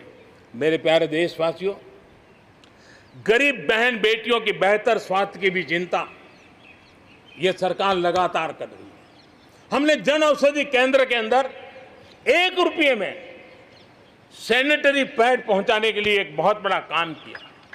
6000 जन औषधि केंद्रों में पिछले थोड़े से समय में ही करीब 5 करोड़ से ज्यादा सैनिटरी पैड हमारी इन गरीब महिलाओं तक पहुंच चुके हैं। बेटियों में कुपोषण खत्म हो, उनकी शादी की सही आयु क्या हो, इसके लिए हमने कमेटियां बना की रचना की है। उसका रिपोर्ट आते ही बेटियों की शादी की उम्र के बारे में भी उचित फैसले लिए जाएंगे।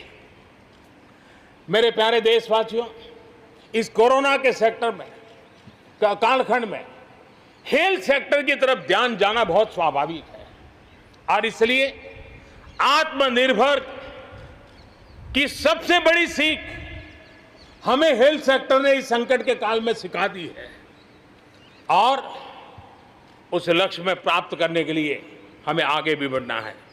अब देखिए, कोरोना के समय, उसके पूर्व हमारे देश में सिर्फ एक लैब थी टेस्टिंग के लिए। आज 1400 लैब्स का नेटवर्क है, हिंदुस्तान के हर कोने में फैला हुआ है। जब कोरोना का संकट आया तो एक दिन में सिर्फ 300 टेस्ट हो पाते थे।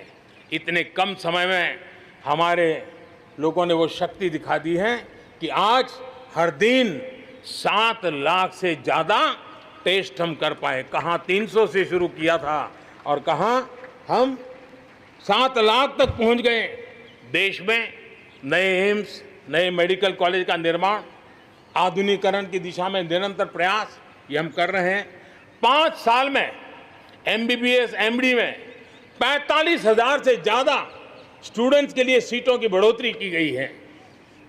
गांव में 1.5 लाख से ज़्यादा वेलनेस सेंटर और उसमें से करीब 1/3 तो ऑलरेडी कार्यरत हो गए हैं, जिन्होंने इस कोरोना में बहुत बड़ी मदद की है।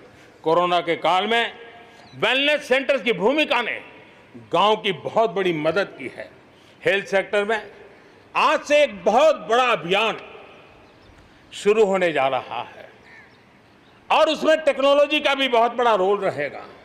आज से नेशनल डिजिटल हेल्थ मिशन उसका भी आरंभ किया जा रहा है। भारत के हेल्थ सेक्टर में ये एक नई क्रांति ले आएगा। इलाज में आने वाली परेशानियां कम करने के लिए टेक्नोलॉजी का बहुत सुविचारित रूप से उपयोग होगा। प्रत्येक भारतीय को हेल्थ आईडी दी जाएगी। ये हेल्थ आईडी प्रत्येक भारतीय के स्वास्थ्य खाते की तरह काम करेगी। आपके हर टेस्ट, हर बीमारी, आपको किस डॉक्टर के पास कौन सी दवा ली थी, उनका क्या डायग्नोसिस था, कब दी थी, आपकी रिपोर्ट क्या थी, ये सारी जानकारी इस एक हेल्थ आईडी में आपको समाहित की जाएगी। डॉक्टर से अपॉइंटमेंट हो, पैसा जमा करना हो, अस्पताल में पर्ची बनवाने की भागदौड़ हो, तमाम दिक्कतें नेशनल डिजिटल हेल्थ मिशन के माध्यम से अनेक मुसीबतों से मुक्ति मिलेगी और उत्तम स्वास्थ्य के लिए हमारा कोई भी नागरिक सही फैसले कर पाएगा। ये व्यवस्था उससे होने वाली है। मेरे प्यारे देशवासियों, जब भी अब कोरोना की बात आती है तो एक बात स्वाभाविक है, हर किसी के मन में सवाल है, कोरोना की वैक्सीन कब तैयार होगी? ये सवाल हर एक के मन में है, पूरी दुनिया में है। मैं आज देशवासियों को कहना चाहूँगा, देश के हमारे वैज्ञानिकों की प्रतिभा एक ऋषि मुनि की तरह लेबोरेटरी में जी जान से जुटे हुए अखंड एक निष्ठ तपस्या कर रहे हैं, बड़ी कड़ी मेहनत कर रहे हैं और भारत में एक नहीं, दो नहीं, तीन वैक्सीन उसके टेस्टिंग के अलग अलग चरण में है।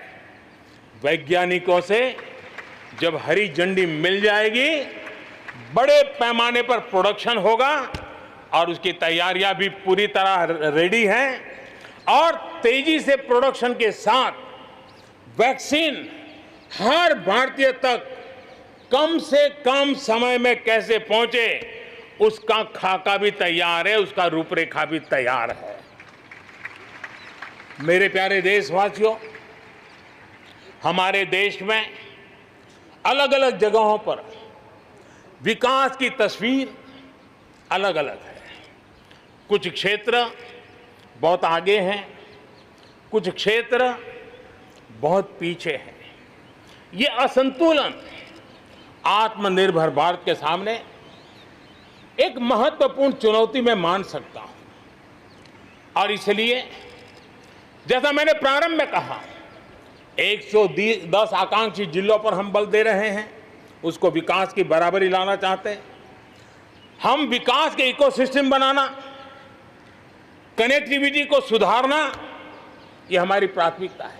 अब आप देखें, हिंदुस्तान का पश्चिमी भाग और हिंदुस्तान को मध्य से देखिए, हिंदुस्तान का पूर्वी भाग, पूर्वी उत्तर प्रदेश हो, बिहार हो, बंगाल हो, नॉर्थ ही हो, उड़ीसा हो, ये सारे हमारे क्षेत्र अपार संपदा है, प्राकृतिक संपदा के भंडार है।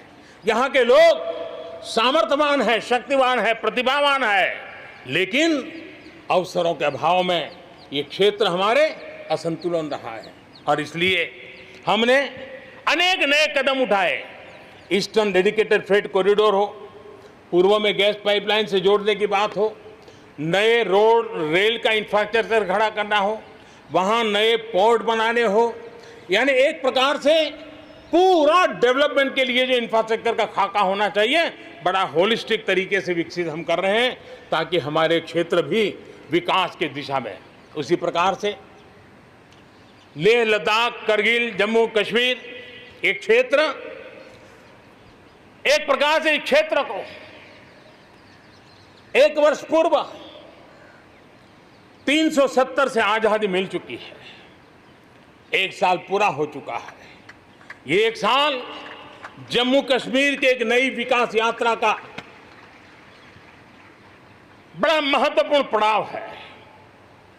ये 1 साल वहां महिलाओं को, दलितों को मूलभूत अधिकारों को देने वाला कालखंड रहा है।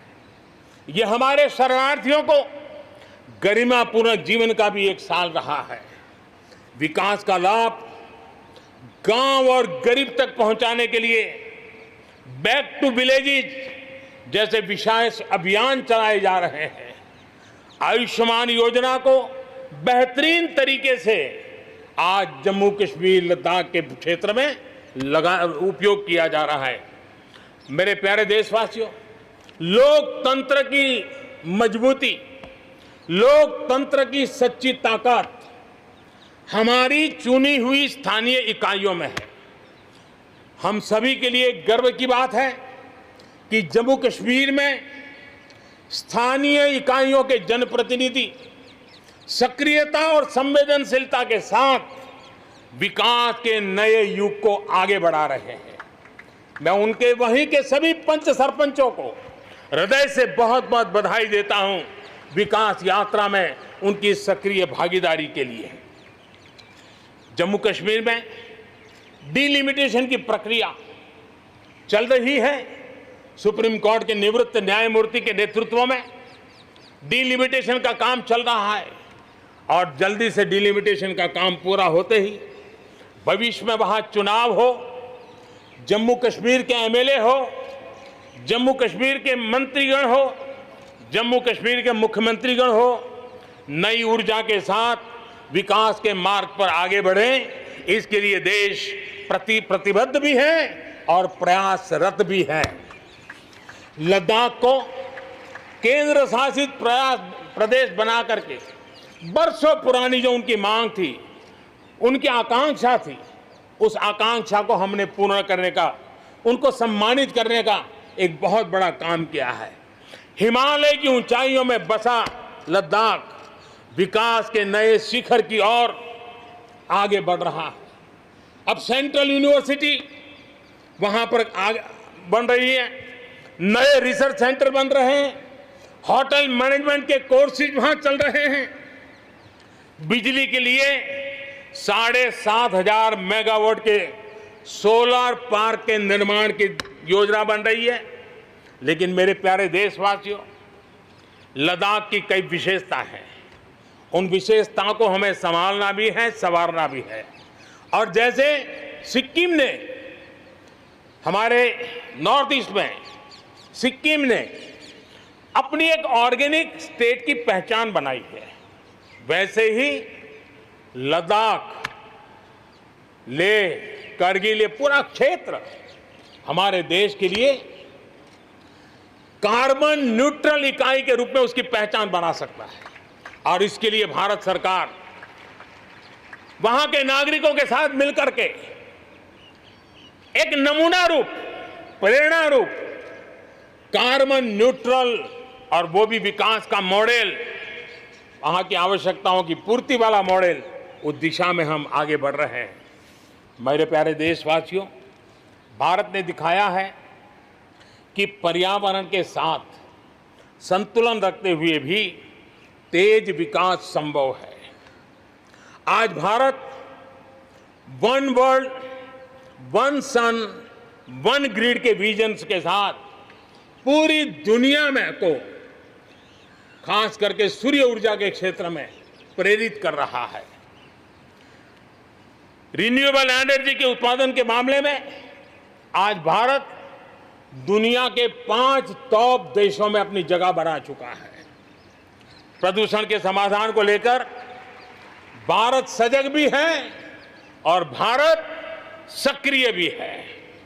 स्वच्छ भारत अभियान हो, धुआं मुक्त रसोई गैस की व्यवस्था हो, एलईडी बल्ब का अभियान हो, सीएनजी आधारित ट्रांसपोर्टेशन की व्यवस्था हो, इलेक्ट्रिक मोबिलिटी के लिए प्रयास हो, हम कोई कसर नहीं छोड़ रहे हैं। पेट्रोल से प्रदूषण को कम करने के लिए इथेनॉल उत्पादन उसको बढ़ाने पर और उसके इस्तेमाल पर बल दिया जा रहा है। 5 साल पहले हमारे देश के अंदर इथेनॉल की क्या स्थिति थी? 5 साल पहले हमारे देश में 40 करोड़ लीटर उत्पादन होता था। आज 5 साल में 5 गुना हो गया और आज 200 करोड़ लीटर इथेनॉल हमारे देश में बन रहा है, जो पर्यावरण के लिए बहुत उपयोगी हो रहा है। मेरे प्यारे देशवासियों, देश के 100 शहरों में, चुने हुए 100 शहरों में प्रदूषण कम करने के लिए हम एक होलिस्टिक अप्रोच के साथ, एक इंटीग्रेटेड अप्रोच के साथ, एक जन भागीदारी के साथ आधुनिक टेक्नोलॉजी का उपयोग भरपूर करते हुए हम उसे प्रदूषण कम करने की दिशा में एक मिशन मोड में काम करने वाले हैं। मेरे प्यारे देशवासियों, भारत इस बात को गर्व से कह सकता है, भारत उन बहुत कम देशों में से एक है जहां जंगलों का विस्तार हो रहा है। अपनी बायोडायवर्सिटी के संरक्षण और संवर्धन के लिए भारत पूरी तरह संवेदनशील है। हम लोगों ने सफलतापूर्वक प्रोजेक्ट टाइगर, प्रोजेक्ट एलिफेंट हमने सफलतापूर्वक आगे बढ़ाया है। हमारे यहाँ टाइगर की आबादी बढ़ी है। अब आने वाले दिनों में एशियाटिक लायन, प्रोजेक्ट लायन की शुरुआत हो रही है और उसमें प्रोजेक्ट लायन भारतीय शहरों की रक्षा, सुरक्षा, आवश्यक इंफ्रास्ट्रक्चर और विशेष करके उनके लिए जो आवश्यक होता है स्पेशल प्रकार का हेल्थ इंफ्रास्ट्रक्चर, उस पर भी काम किया जाएगा और प्रोजेक्ट लाइन पर बल दिया जाएगा। साथ ही एक और काम को भी हम बढ़ावा देना चाहते हैं और वो है प्रोजेक्ट डॉल्फिन चलाया जाएगा। नदियों में, समंदर में रहने वाली दोनों तरह की डॉल्फिन्स पर हम फोकस करेंगे। इससे बायोडायवर्सिटी को भी बल मिलेगा और रोजगार के अवसर भी मिलेंगे। ये टूरिज्म के आकर्षण का भी केंद्र होता है, तो इस दिशा में भी हम आगे बढ़ने वाले हैं। मेरे प्यारे देशवासियों, जब हम एक असाधारण लक्ष्य को लेकर के असाधारण यात्रा पर निकलते हैं तो रास्ते में चुनौतियों की भरमार होती है और चुनौतियां भी असामान्य होती है। इतनी आपदाओं के बीच ही सीमा पर भी देश के सामर्थ्य को चुनौती देने के दुष्प्रयास हुए हैं, लेकिन एलओसी से लेकर एलएसी तक देश की संप्रभुता पर जिस किसी ने आंख उठाई, देश की सेना ने, हमारे वीर जवानों ने उसका उसी की भाषा में जवाब दिया है।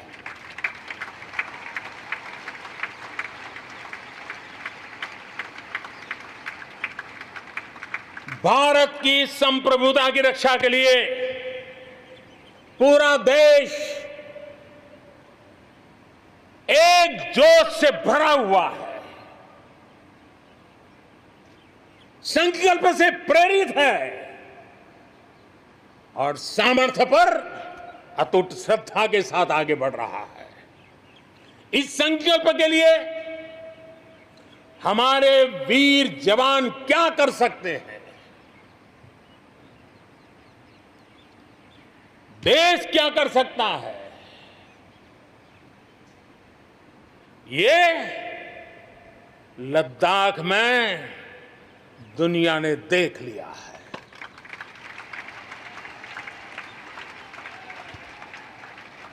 मैं आज मातृभूमि पर न्योछावर उन सभी वीर जवानों को लाल किले की प्राचीर से आदरपूर्वक नमन करता हूं।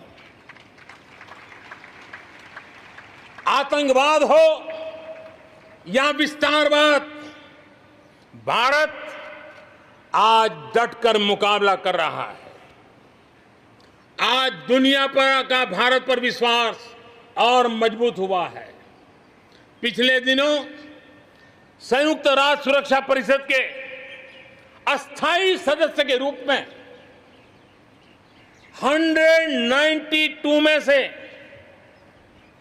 192 में से 184 देशों से कहा भारत को समर्थन मिलना, ये हमारे हर हिंदुस्तानी के लिए गर्व दिलाता है। विश्व में हमने कैसी अपनी पहुंच बनाई है, उसका यह उदाहरण है। और यह तभी संभव होता है जब भारत खुद मजबूत हो, भारत सशक्त हो, भारत सुरक्षित हो। इसी सोच के साथ आज अनेक मोर्चों पर काम किया जा रहा है। मेरे प्यारे देशवासियों, हमारे पड़ोसी देशों के साथ, चाहे वो हमसे जमीन से जुड़े हो या समंदर से, अपने संबंधों का हम सुरक्षा, विकास और विश्वास की साझेदारी के साथ जोड़ रहे हैं। भारत का लगातार प्रयास है कि अपने पड़ोसी देशों के साथ हम अपने सदियों पुराने सांस्कृतिक, आर्थिक और सामाजिक रिश्तों को और गहराई दें। दक्षिण एशिया में दुनिया की 1/4 जनसंख्या रहती है। हम संयोग और सहभागिता से इतनी बड़ी जनसंख्या के विकास और समृद्धि की अनगिनत संभावनाएं पैदा कर सकते हैं। इस क्षेत्र के देशों के सभी नेताओं की इस विशाल जनसमूह के विकास और प्रगति के लिए बहुत बड़ी जिम्मेदारी है, एक अहम जिम्मेदारी है। उसे निभाने के लिए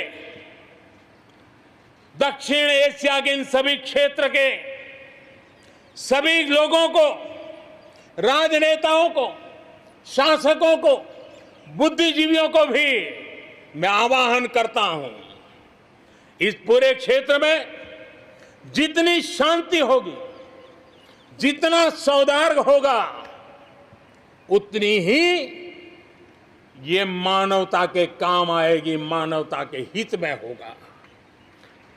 पूरी दुनिया का हित इसमें समाहित है। आज पड़ोसी सिर्फ वो ही नहीं है जिनसे हमारी भौगोलिक सीमाएं मिलती है, बल्कि वे भी हैं जिनसे हमारे दिल मिलते हैं। जहां रिश्तों में समरसता होती है, मेल जोल रहता है। मुझे खुशी है कि बीते कुछ समय में भारत ने एक्सटेंडेड नेबरहुड के सभी देशों के साथ अपने संबंधों को और मजबूत किया है। पश्चिम एशिया के देशों से हमारे राजनीतिक, आर्थिक और मानवीय संबंधों की प्रगति में कई गुना तेजी आई है। विश्वास अनेक गुना बढ़ गया है। इन देशों के साथ हमारे आर्थिक संबंध, खासकर ऊर्जा क्षेत्र में भागीदारी बहुत महत्वपूर्ण है। इनसे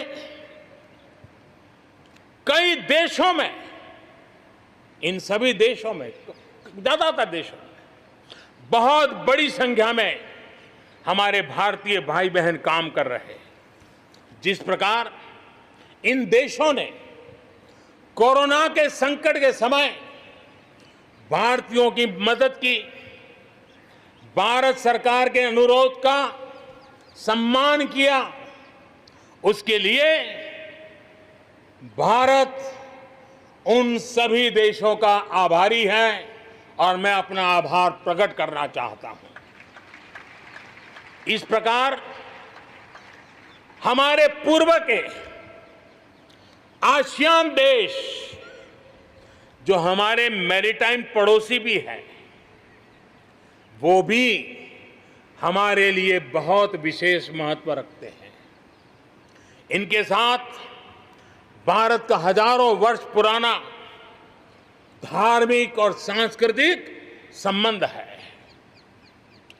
बौद्ध धर्म की परंपराएं हमें उनसे जोड़ती है। आज भारत इन देशों के साथ सिर्फ सुरक्षा क्षेत्र में नहीं, बल्कि समुद्री संपदा के क्षेत्र में भी सहयोग बढ़ा रहा है। मेरे प्यारे देशवासियों, भारत के जितने प्रयास शांति और सौहार्द के लिए है, उतनी ही प्रतिबद्धता अपनी सुरक्षा और अपनी सेनाओं को सशक्त करने के लिए भी है। रक्षा उत्पादन में आत्मनिर्भर भारत के लिए बड़े कदम उठाए गए हैं। हाल ही में 100 से ज्यादा सैन्य उपकरणों के आयात पर हमने रोक लगा दी है। मिसाइलों से लेकर के हल्के युद्धक हेलीकॉप्टरों तक, असॉल्ट राइफल से लेकर ट्रांसपोर्ट एयरक्राफ्ट तक, सभी मेक इन इंडिया हो गए। अपना तेजस भी अपनी तेजी और अपनी ताकत दिखाने के लिए आधुनिक जरूरतों के हिसाब से तैयार हो रहा है। देश की सुरक्षा में हमारे बॉर्डर और कोस्टल इंफ्रास्ट्रक्चर की बहुत बड़ी भूमिका है। आज हिमालय की चोटियां हो या हिंद महासागर के द्वीप, हर दिशा में कनेक्टिविटी के विस्तार पर जोर दिया जा रहा है। लद्दाख से लेकर के अरुणाचल प्रदेश तक बड़े पैमाने पर हमारे देश की सुरक्षा को ध्यान में रखते हुए नई सड़कें तैयार की गई हैं। देश में, मेरे प्यारे देशवासियों, हमारा इतना बड़ा समुद्र तट है, लेकिन साथ साथ हमारे पास 1300 से ज्यादा आइलैंड्स हैं। कुछ चुनिंदा आइलैंड के महत्व को देखते हुए तेजी से विकसित करने पर हम आगे बढ़ रहे हैं। आपने देखा होगा, पिछले सप्ताह 5 दिन पहले अंडमान निकोबार में submarine optical fibre cable project का लोकार्पण हुआ। अंडमान निकोबार को भी चेन्नई और दिल्ली जैसी इंटरनेट सुविधा अब उपलब्ध होगी। अब हम आगे लक्षद्वीप को भी इसी तरह जोड़ने के लिए काम को आगे बढ़ाने वाले हैं। अगले 1000 दिन में लक्षद्वीप को भी तेज इंटरनेट की सुविधा से जोड़ने का हमने लक्ष्य रखा है। बॉर्डर और कोस्टल एरिया के युवाओं के विकास, उसको भी सुरक्षा को केंद्र में रखते हुए विकास के मॉडल की दिशा में हम आगे बढ़ रहे हैं। और उसमें एक कदम, एक बड़ा अभियान हम शुरू कर रहे हैं। हमारे जो बॉर्डर इलाके हैं, हमारे जो कोस्टल इलाके हैं, वहाँ के करीब 173 डिस्ट्रिक्ट हैं जो किसी न किसी देश की सीमा या समुद्री तट से जुड़े हुए हैं। आने वाले दिनों में एनसीसी का विस्तार उन बॉर्डर डिस्ट्रिक्ट के नौजवानों के लिए किया जाएगा। बॉर्डर एरिया के कैडेट्स को हम करीब करीब 1 लाख नए एनसीसी के कैडेट तैयार करेंगे और उसमें 1/3 हमारी बेटियां हो, ये भी प्रयास रहेगा। बॉर्डर एरिया के कैडेट्स को सेना प्रशिक्षित करेगी। कोस्टल एरिया के जो कैडेट्स हैं उनको नेवी के लोग प्रशिक्षित करेंगे और जहां एयरबेस है वहां के कैडेट को एयरफोर्स की तरफ से ट्रेनिंग दी जाएगी। बॉर्डर और कोस्टल एरिया को आपदाओं से निपटने के लिए एक ट्रेन्ड मैन पावर मिलेगा। युवाओं को आर्म फोर्सेस में कैरियर बनाने के लिए जरूरी स्किल भी मिलेगी। मेरे प्यारे देशवासियों, पिछले वर्ष लाल किले से मैंने कहा था, बीते 5 साल आवश्यकताओं की पूर्ति और अगले 5 साल आकांक्षाओं की पूर्ति के हैं। बीते 1 साल में ही देश ने बड़े और महत्वपूर्ण फैसलों के पड़ाव को पार कर लिया है। गांधी 150 पर भारत ने गांवों को खुद को खुले में शौच से मुक्त किया है। आस्था की वजह से प्रताड़ित शरणार्थियों को नागरिकता देने का कानून, दलितों, पिछड़ों, ओबीसी के लिए, एससी, एसटी, ओबीसी के लिए आरक्षण के अधिकार को बढ़ाने की बात हो, असम और त्रिपुरा में ऐतिहासिक शांति समझौता हो, फौज की सामूहिक शक्ति को और प्रभावी बनाने के लिए चीफ ऑफ डिफेंस स्टाफ की नियुक्ति हो, करतारपुर साहिब कॉरिडोर का रिकॉर्ड समय में निर्माण हो। देश ने इतिहास बनाया, इतिहास बदले देखा, असाधारण काम करके दिखाया। 10 दिन पूर्व अयोध्या में भगवान राम के भव्य मंदिर का निर्माण शुरू हुआ। राम जन्मभूमि के सदियों पुराने विषय का शांतिपूर्ण समाधान हो चुका है। देश के लोगों ने जिस संयम के साथ और समझदारी के साथ आचरण किया है, व्यवहार किया है, यह अभूतपूर्व है और भविष्य के लिए हमारे लिए प्रेरणा का कारण है। शांति, एकता और सद्भावना, यही तो आत्मनिर्भर भारत की ताकत बनने वाली है। यही मेलजोल, यही सद्भाव भारत के उज्जवल भविष्य की गारंटी है। इसी सद्भाव के साथ हमें आगे बढ़ना है। विकास में के इस महायज्ञ में हर हिंदुस्तानी को अपनी कुछ न कुछ आहुति देनी है। इस दशक में भारत नई नीति और नई रीति के साथ ही आगे बढ़ेगा। जब साधारण से काम नहीं चलेगा, अब होती है चलती का वक्त अब चला गया। हमें दुनिया में किसी से कम नहीं, हम सबसे ऊपर रहने का प्रयास करेंगे। और इसलिए हम सर्वश्रेष्ठ उत्पादन, सर्वश्रेष्ठ ह्यूमन रिसोर्सेज, सर्वश्रेष्ठ गवर्नेंस, हर चीज में सर्वश्रेष्ठ के लक्ष्य को लेकर के आजादी के 75 साल के लिए हमें आगे बढ़ना है। हमारी पॉलिसीज, हमारे प्रोसेस, हमारे प्रोडक्ट्स, सब कुछ उत्तम से उत्तम हो, बेस्ट हो, तभी एक भारत श्रेष्ठ भारत की परिकल्पना साकार होगी। आज हमें फिर से संकल्प लेने की जरूरत है। ये संकल्प आजादी के लिए बलिदान देने वालों के सपनों को पूरा करने का हो। ये संकल्प 130 करोड़ देशवासियों के लिए हो। ये संकल्प हमारी आने वाली पीढ़ियों के लिए हो, उनके उज्जवल भविष्य के लिए हो। ये संकल्प आत्मनिर्भर भारत के लिए हो। हमें शपथ लेनी होगी, हमें प्रतिज्ञा करनी होगी। हम आयात को कम से कम करने की दिशा में योगदान करेंगे। हम अपने लघु उद्योगों को सशक्त करेंगे। हम सब लोकल के लिए वोकल बनेंगे और हम ज्यादा इनोवेट करेंगे। हम एम्पावर करेंगे अपने युवाओं को, महिलाओं को, आदिवासियों को, दिव्यांगों को, दलितों को, गरीबों को, गांव को, पिछड़ों को, हर किसी को।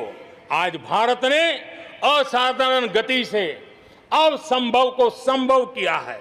इसी इच्छा शक्ति, इसी लगन, इसी जज्बे के साथ प्रत्येक भारतीय को आगे बढ़ना है। वर्ष 2022 हमारी आजादी के 75 वर्ष का पर्व अब बस आ ही गया है। हम एक कदम दूर है। हमें दिन रात एक कर देना है। 21वीं सदी का ये तीसरा दशक हमारे सपनों को पूरा करने का दशक होना चाहिए। कोरोना बड़ी विपत्ति है, लेकिन इतनी बड़ी नहीं कि आत्मनिर्भर भारत की विजय यात्रा को वो रोक पाए। मैं देख सकता हूं एक नए प्रभात की लालिमा, एक नए आत्मविश्वास का उदय, एक नए आत्मनिर्भर भारत का शंखनाद। एक बार फिर आप सभी को स्वाधीनता दिवस की कोटि कोटि शुभकामनाएं। आइए मेरे साथ दोनों हाथ के ऊपर करके पूरी ताकत से बोलिए, भारत माता की, भारत माता की, भारत माता की, वंदे वंदे वंदे, जय हिंद।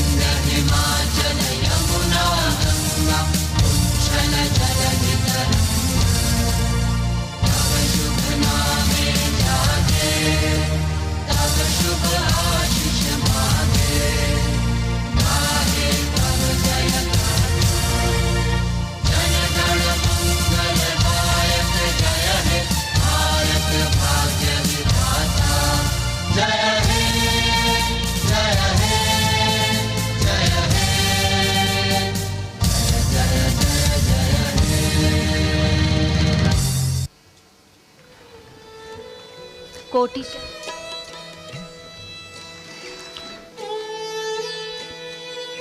माननीय प्रधानमंत्री महोदय ने 74वें स्वाधीनता दिवस के अवसर पर अपने उद्बोधन में देश के सामने जो प्राथमिकताएं हैं उनका उल्लेख किया और भविष्य का एक रोड मैप देश के सामने रखा है। And there we see in the distance the pale blue sky welcoming hundreds of balloons in the colors of the national flag, rising as if towards a higher calling. And as the shades of freedom take wing, they carry with them the aspirations of more than 1.3 billion Indians. Today, we recognize, rejoice, and revel in all that makes us truly Indian. So, joining hands, heads, and hearts, we salute this nation, its large heart, boundless patience, and open embrace. And Indian democracy, too, has an aspiration for this large, multicultural, multi-religious, and multilingual nation to stand tall in the Committee of Nations.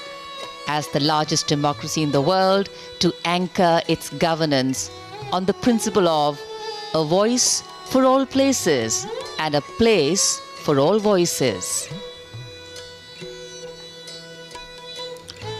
माननीय प्रधानमंत्री महोदय लाल किले की प्राचीर से उद्बोधन के पश्चात प्रस्थान कर रहे हैं।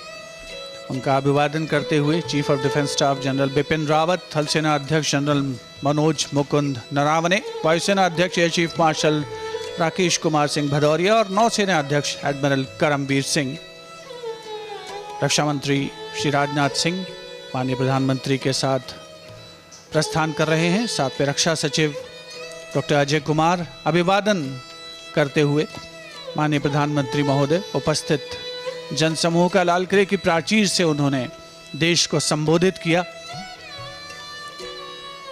देश के विकास, आत्मनिर्भरता, सशक्तिकरण और साथ ही साथ नई नीति, नई रीति, साधारण से असाधारण की ओर चलने की जो क्षमता है हमारे देशवासियों में, उसको उन्होंने रेखांकित किया और साथ ही भविष्य की जो प्राथमिकताएं हैं उनको भी अपने उद्बोधन में समाहित किया।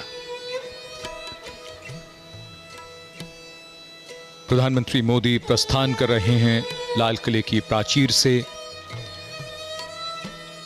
लाल किले से उनके भाषण बड़े ही महत्वपूर्ण होते हैं। हर वर्ष उन्होंने ऐसी योजनाओं और नीतियों की घोषणा लाल किले से की है जो नए भारत का निर्माण करने की दिशा में महत्वपूर्ण साबित हो रही हैं।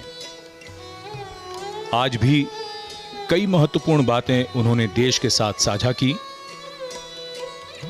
नेशनल डिजिटल हेल्थ मिशन की आज घोषणा माननीय प्रधानमंत्री ने लाल किले की प्राचीर से कर दी है।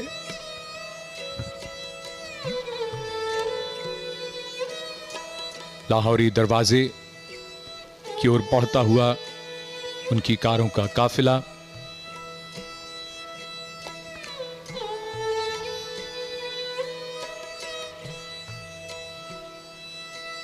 चौहत्तरवां स्वाधीनता दिवस समारोह संपन्न होता हुआ।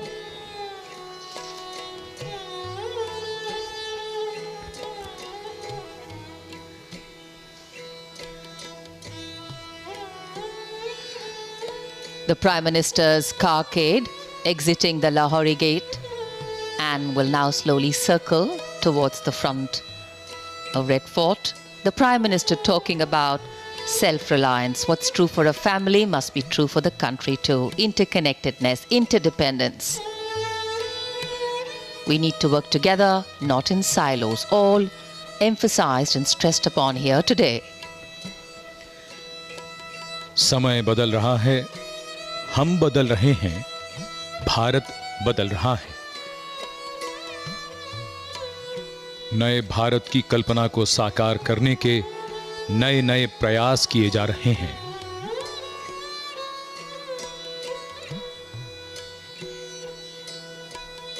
प्रधानमंत्री का वाहन धीमा होता हुआ ये NCC cadets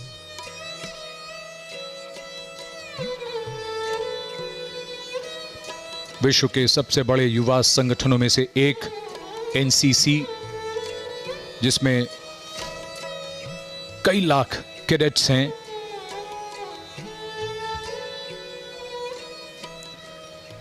The Prime Minister waving to the NCC cadets here. The NCC, with its motto of unity and discipline, strives to be one of the greatest cohesive forces of the nation, bringing together youth hailing from different parts of the country and instill in them the values of discipline, unity, secularism and camaraderie.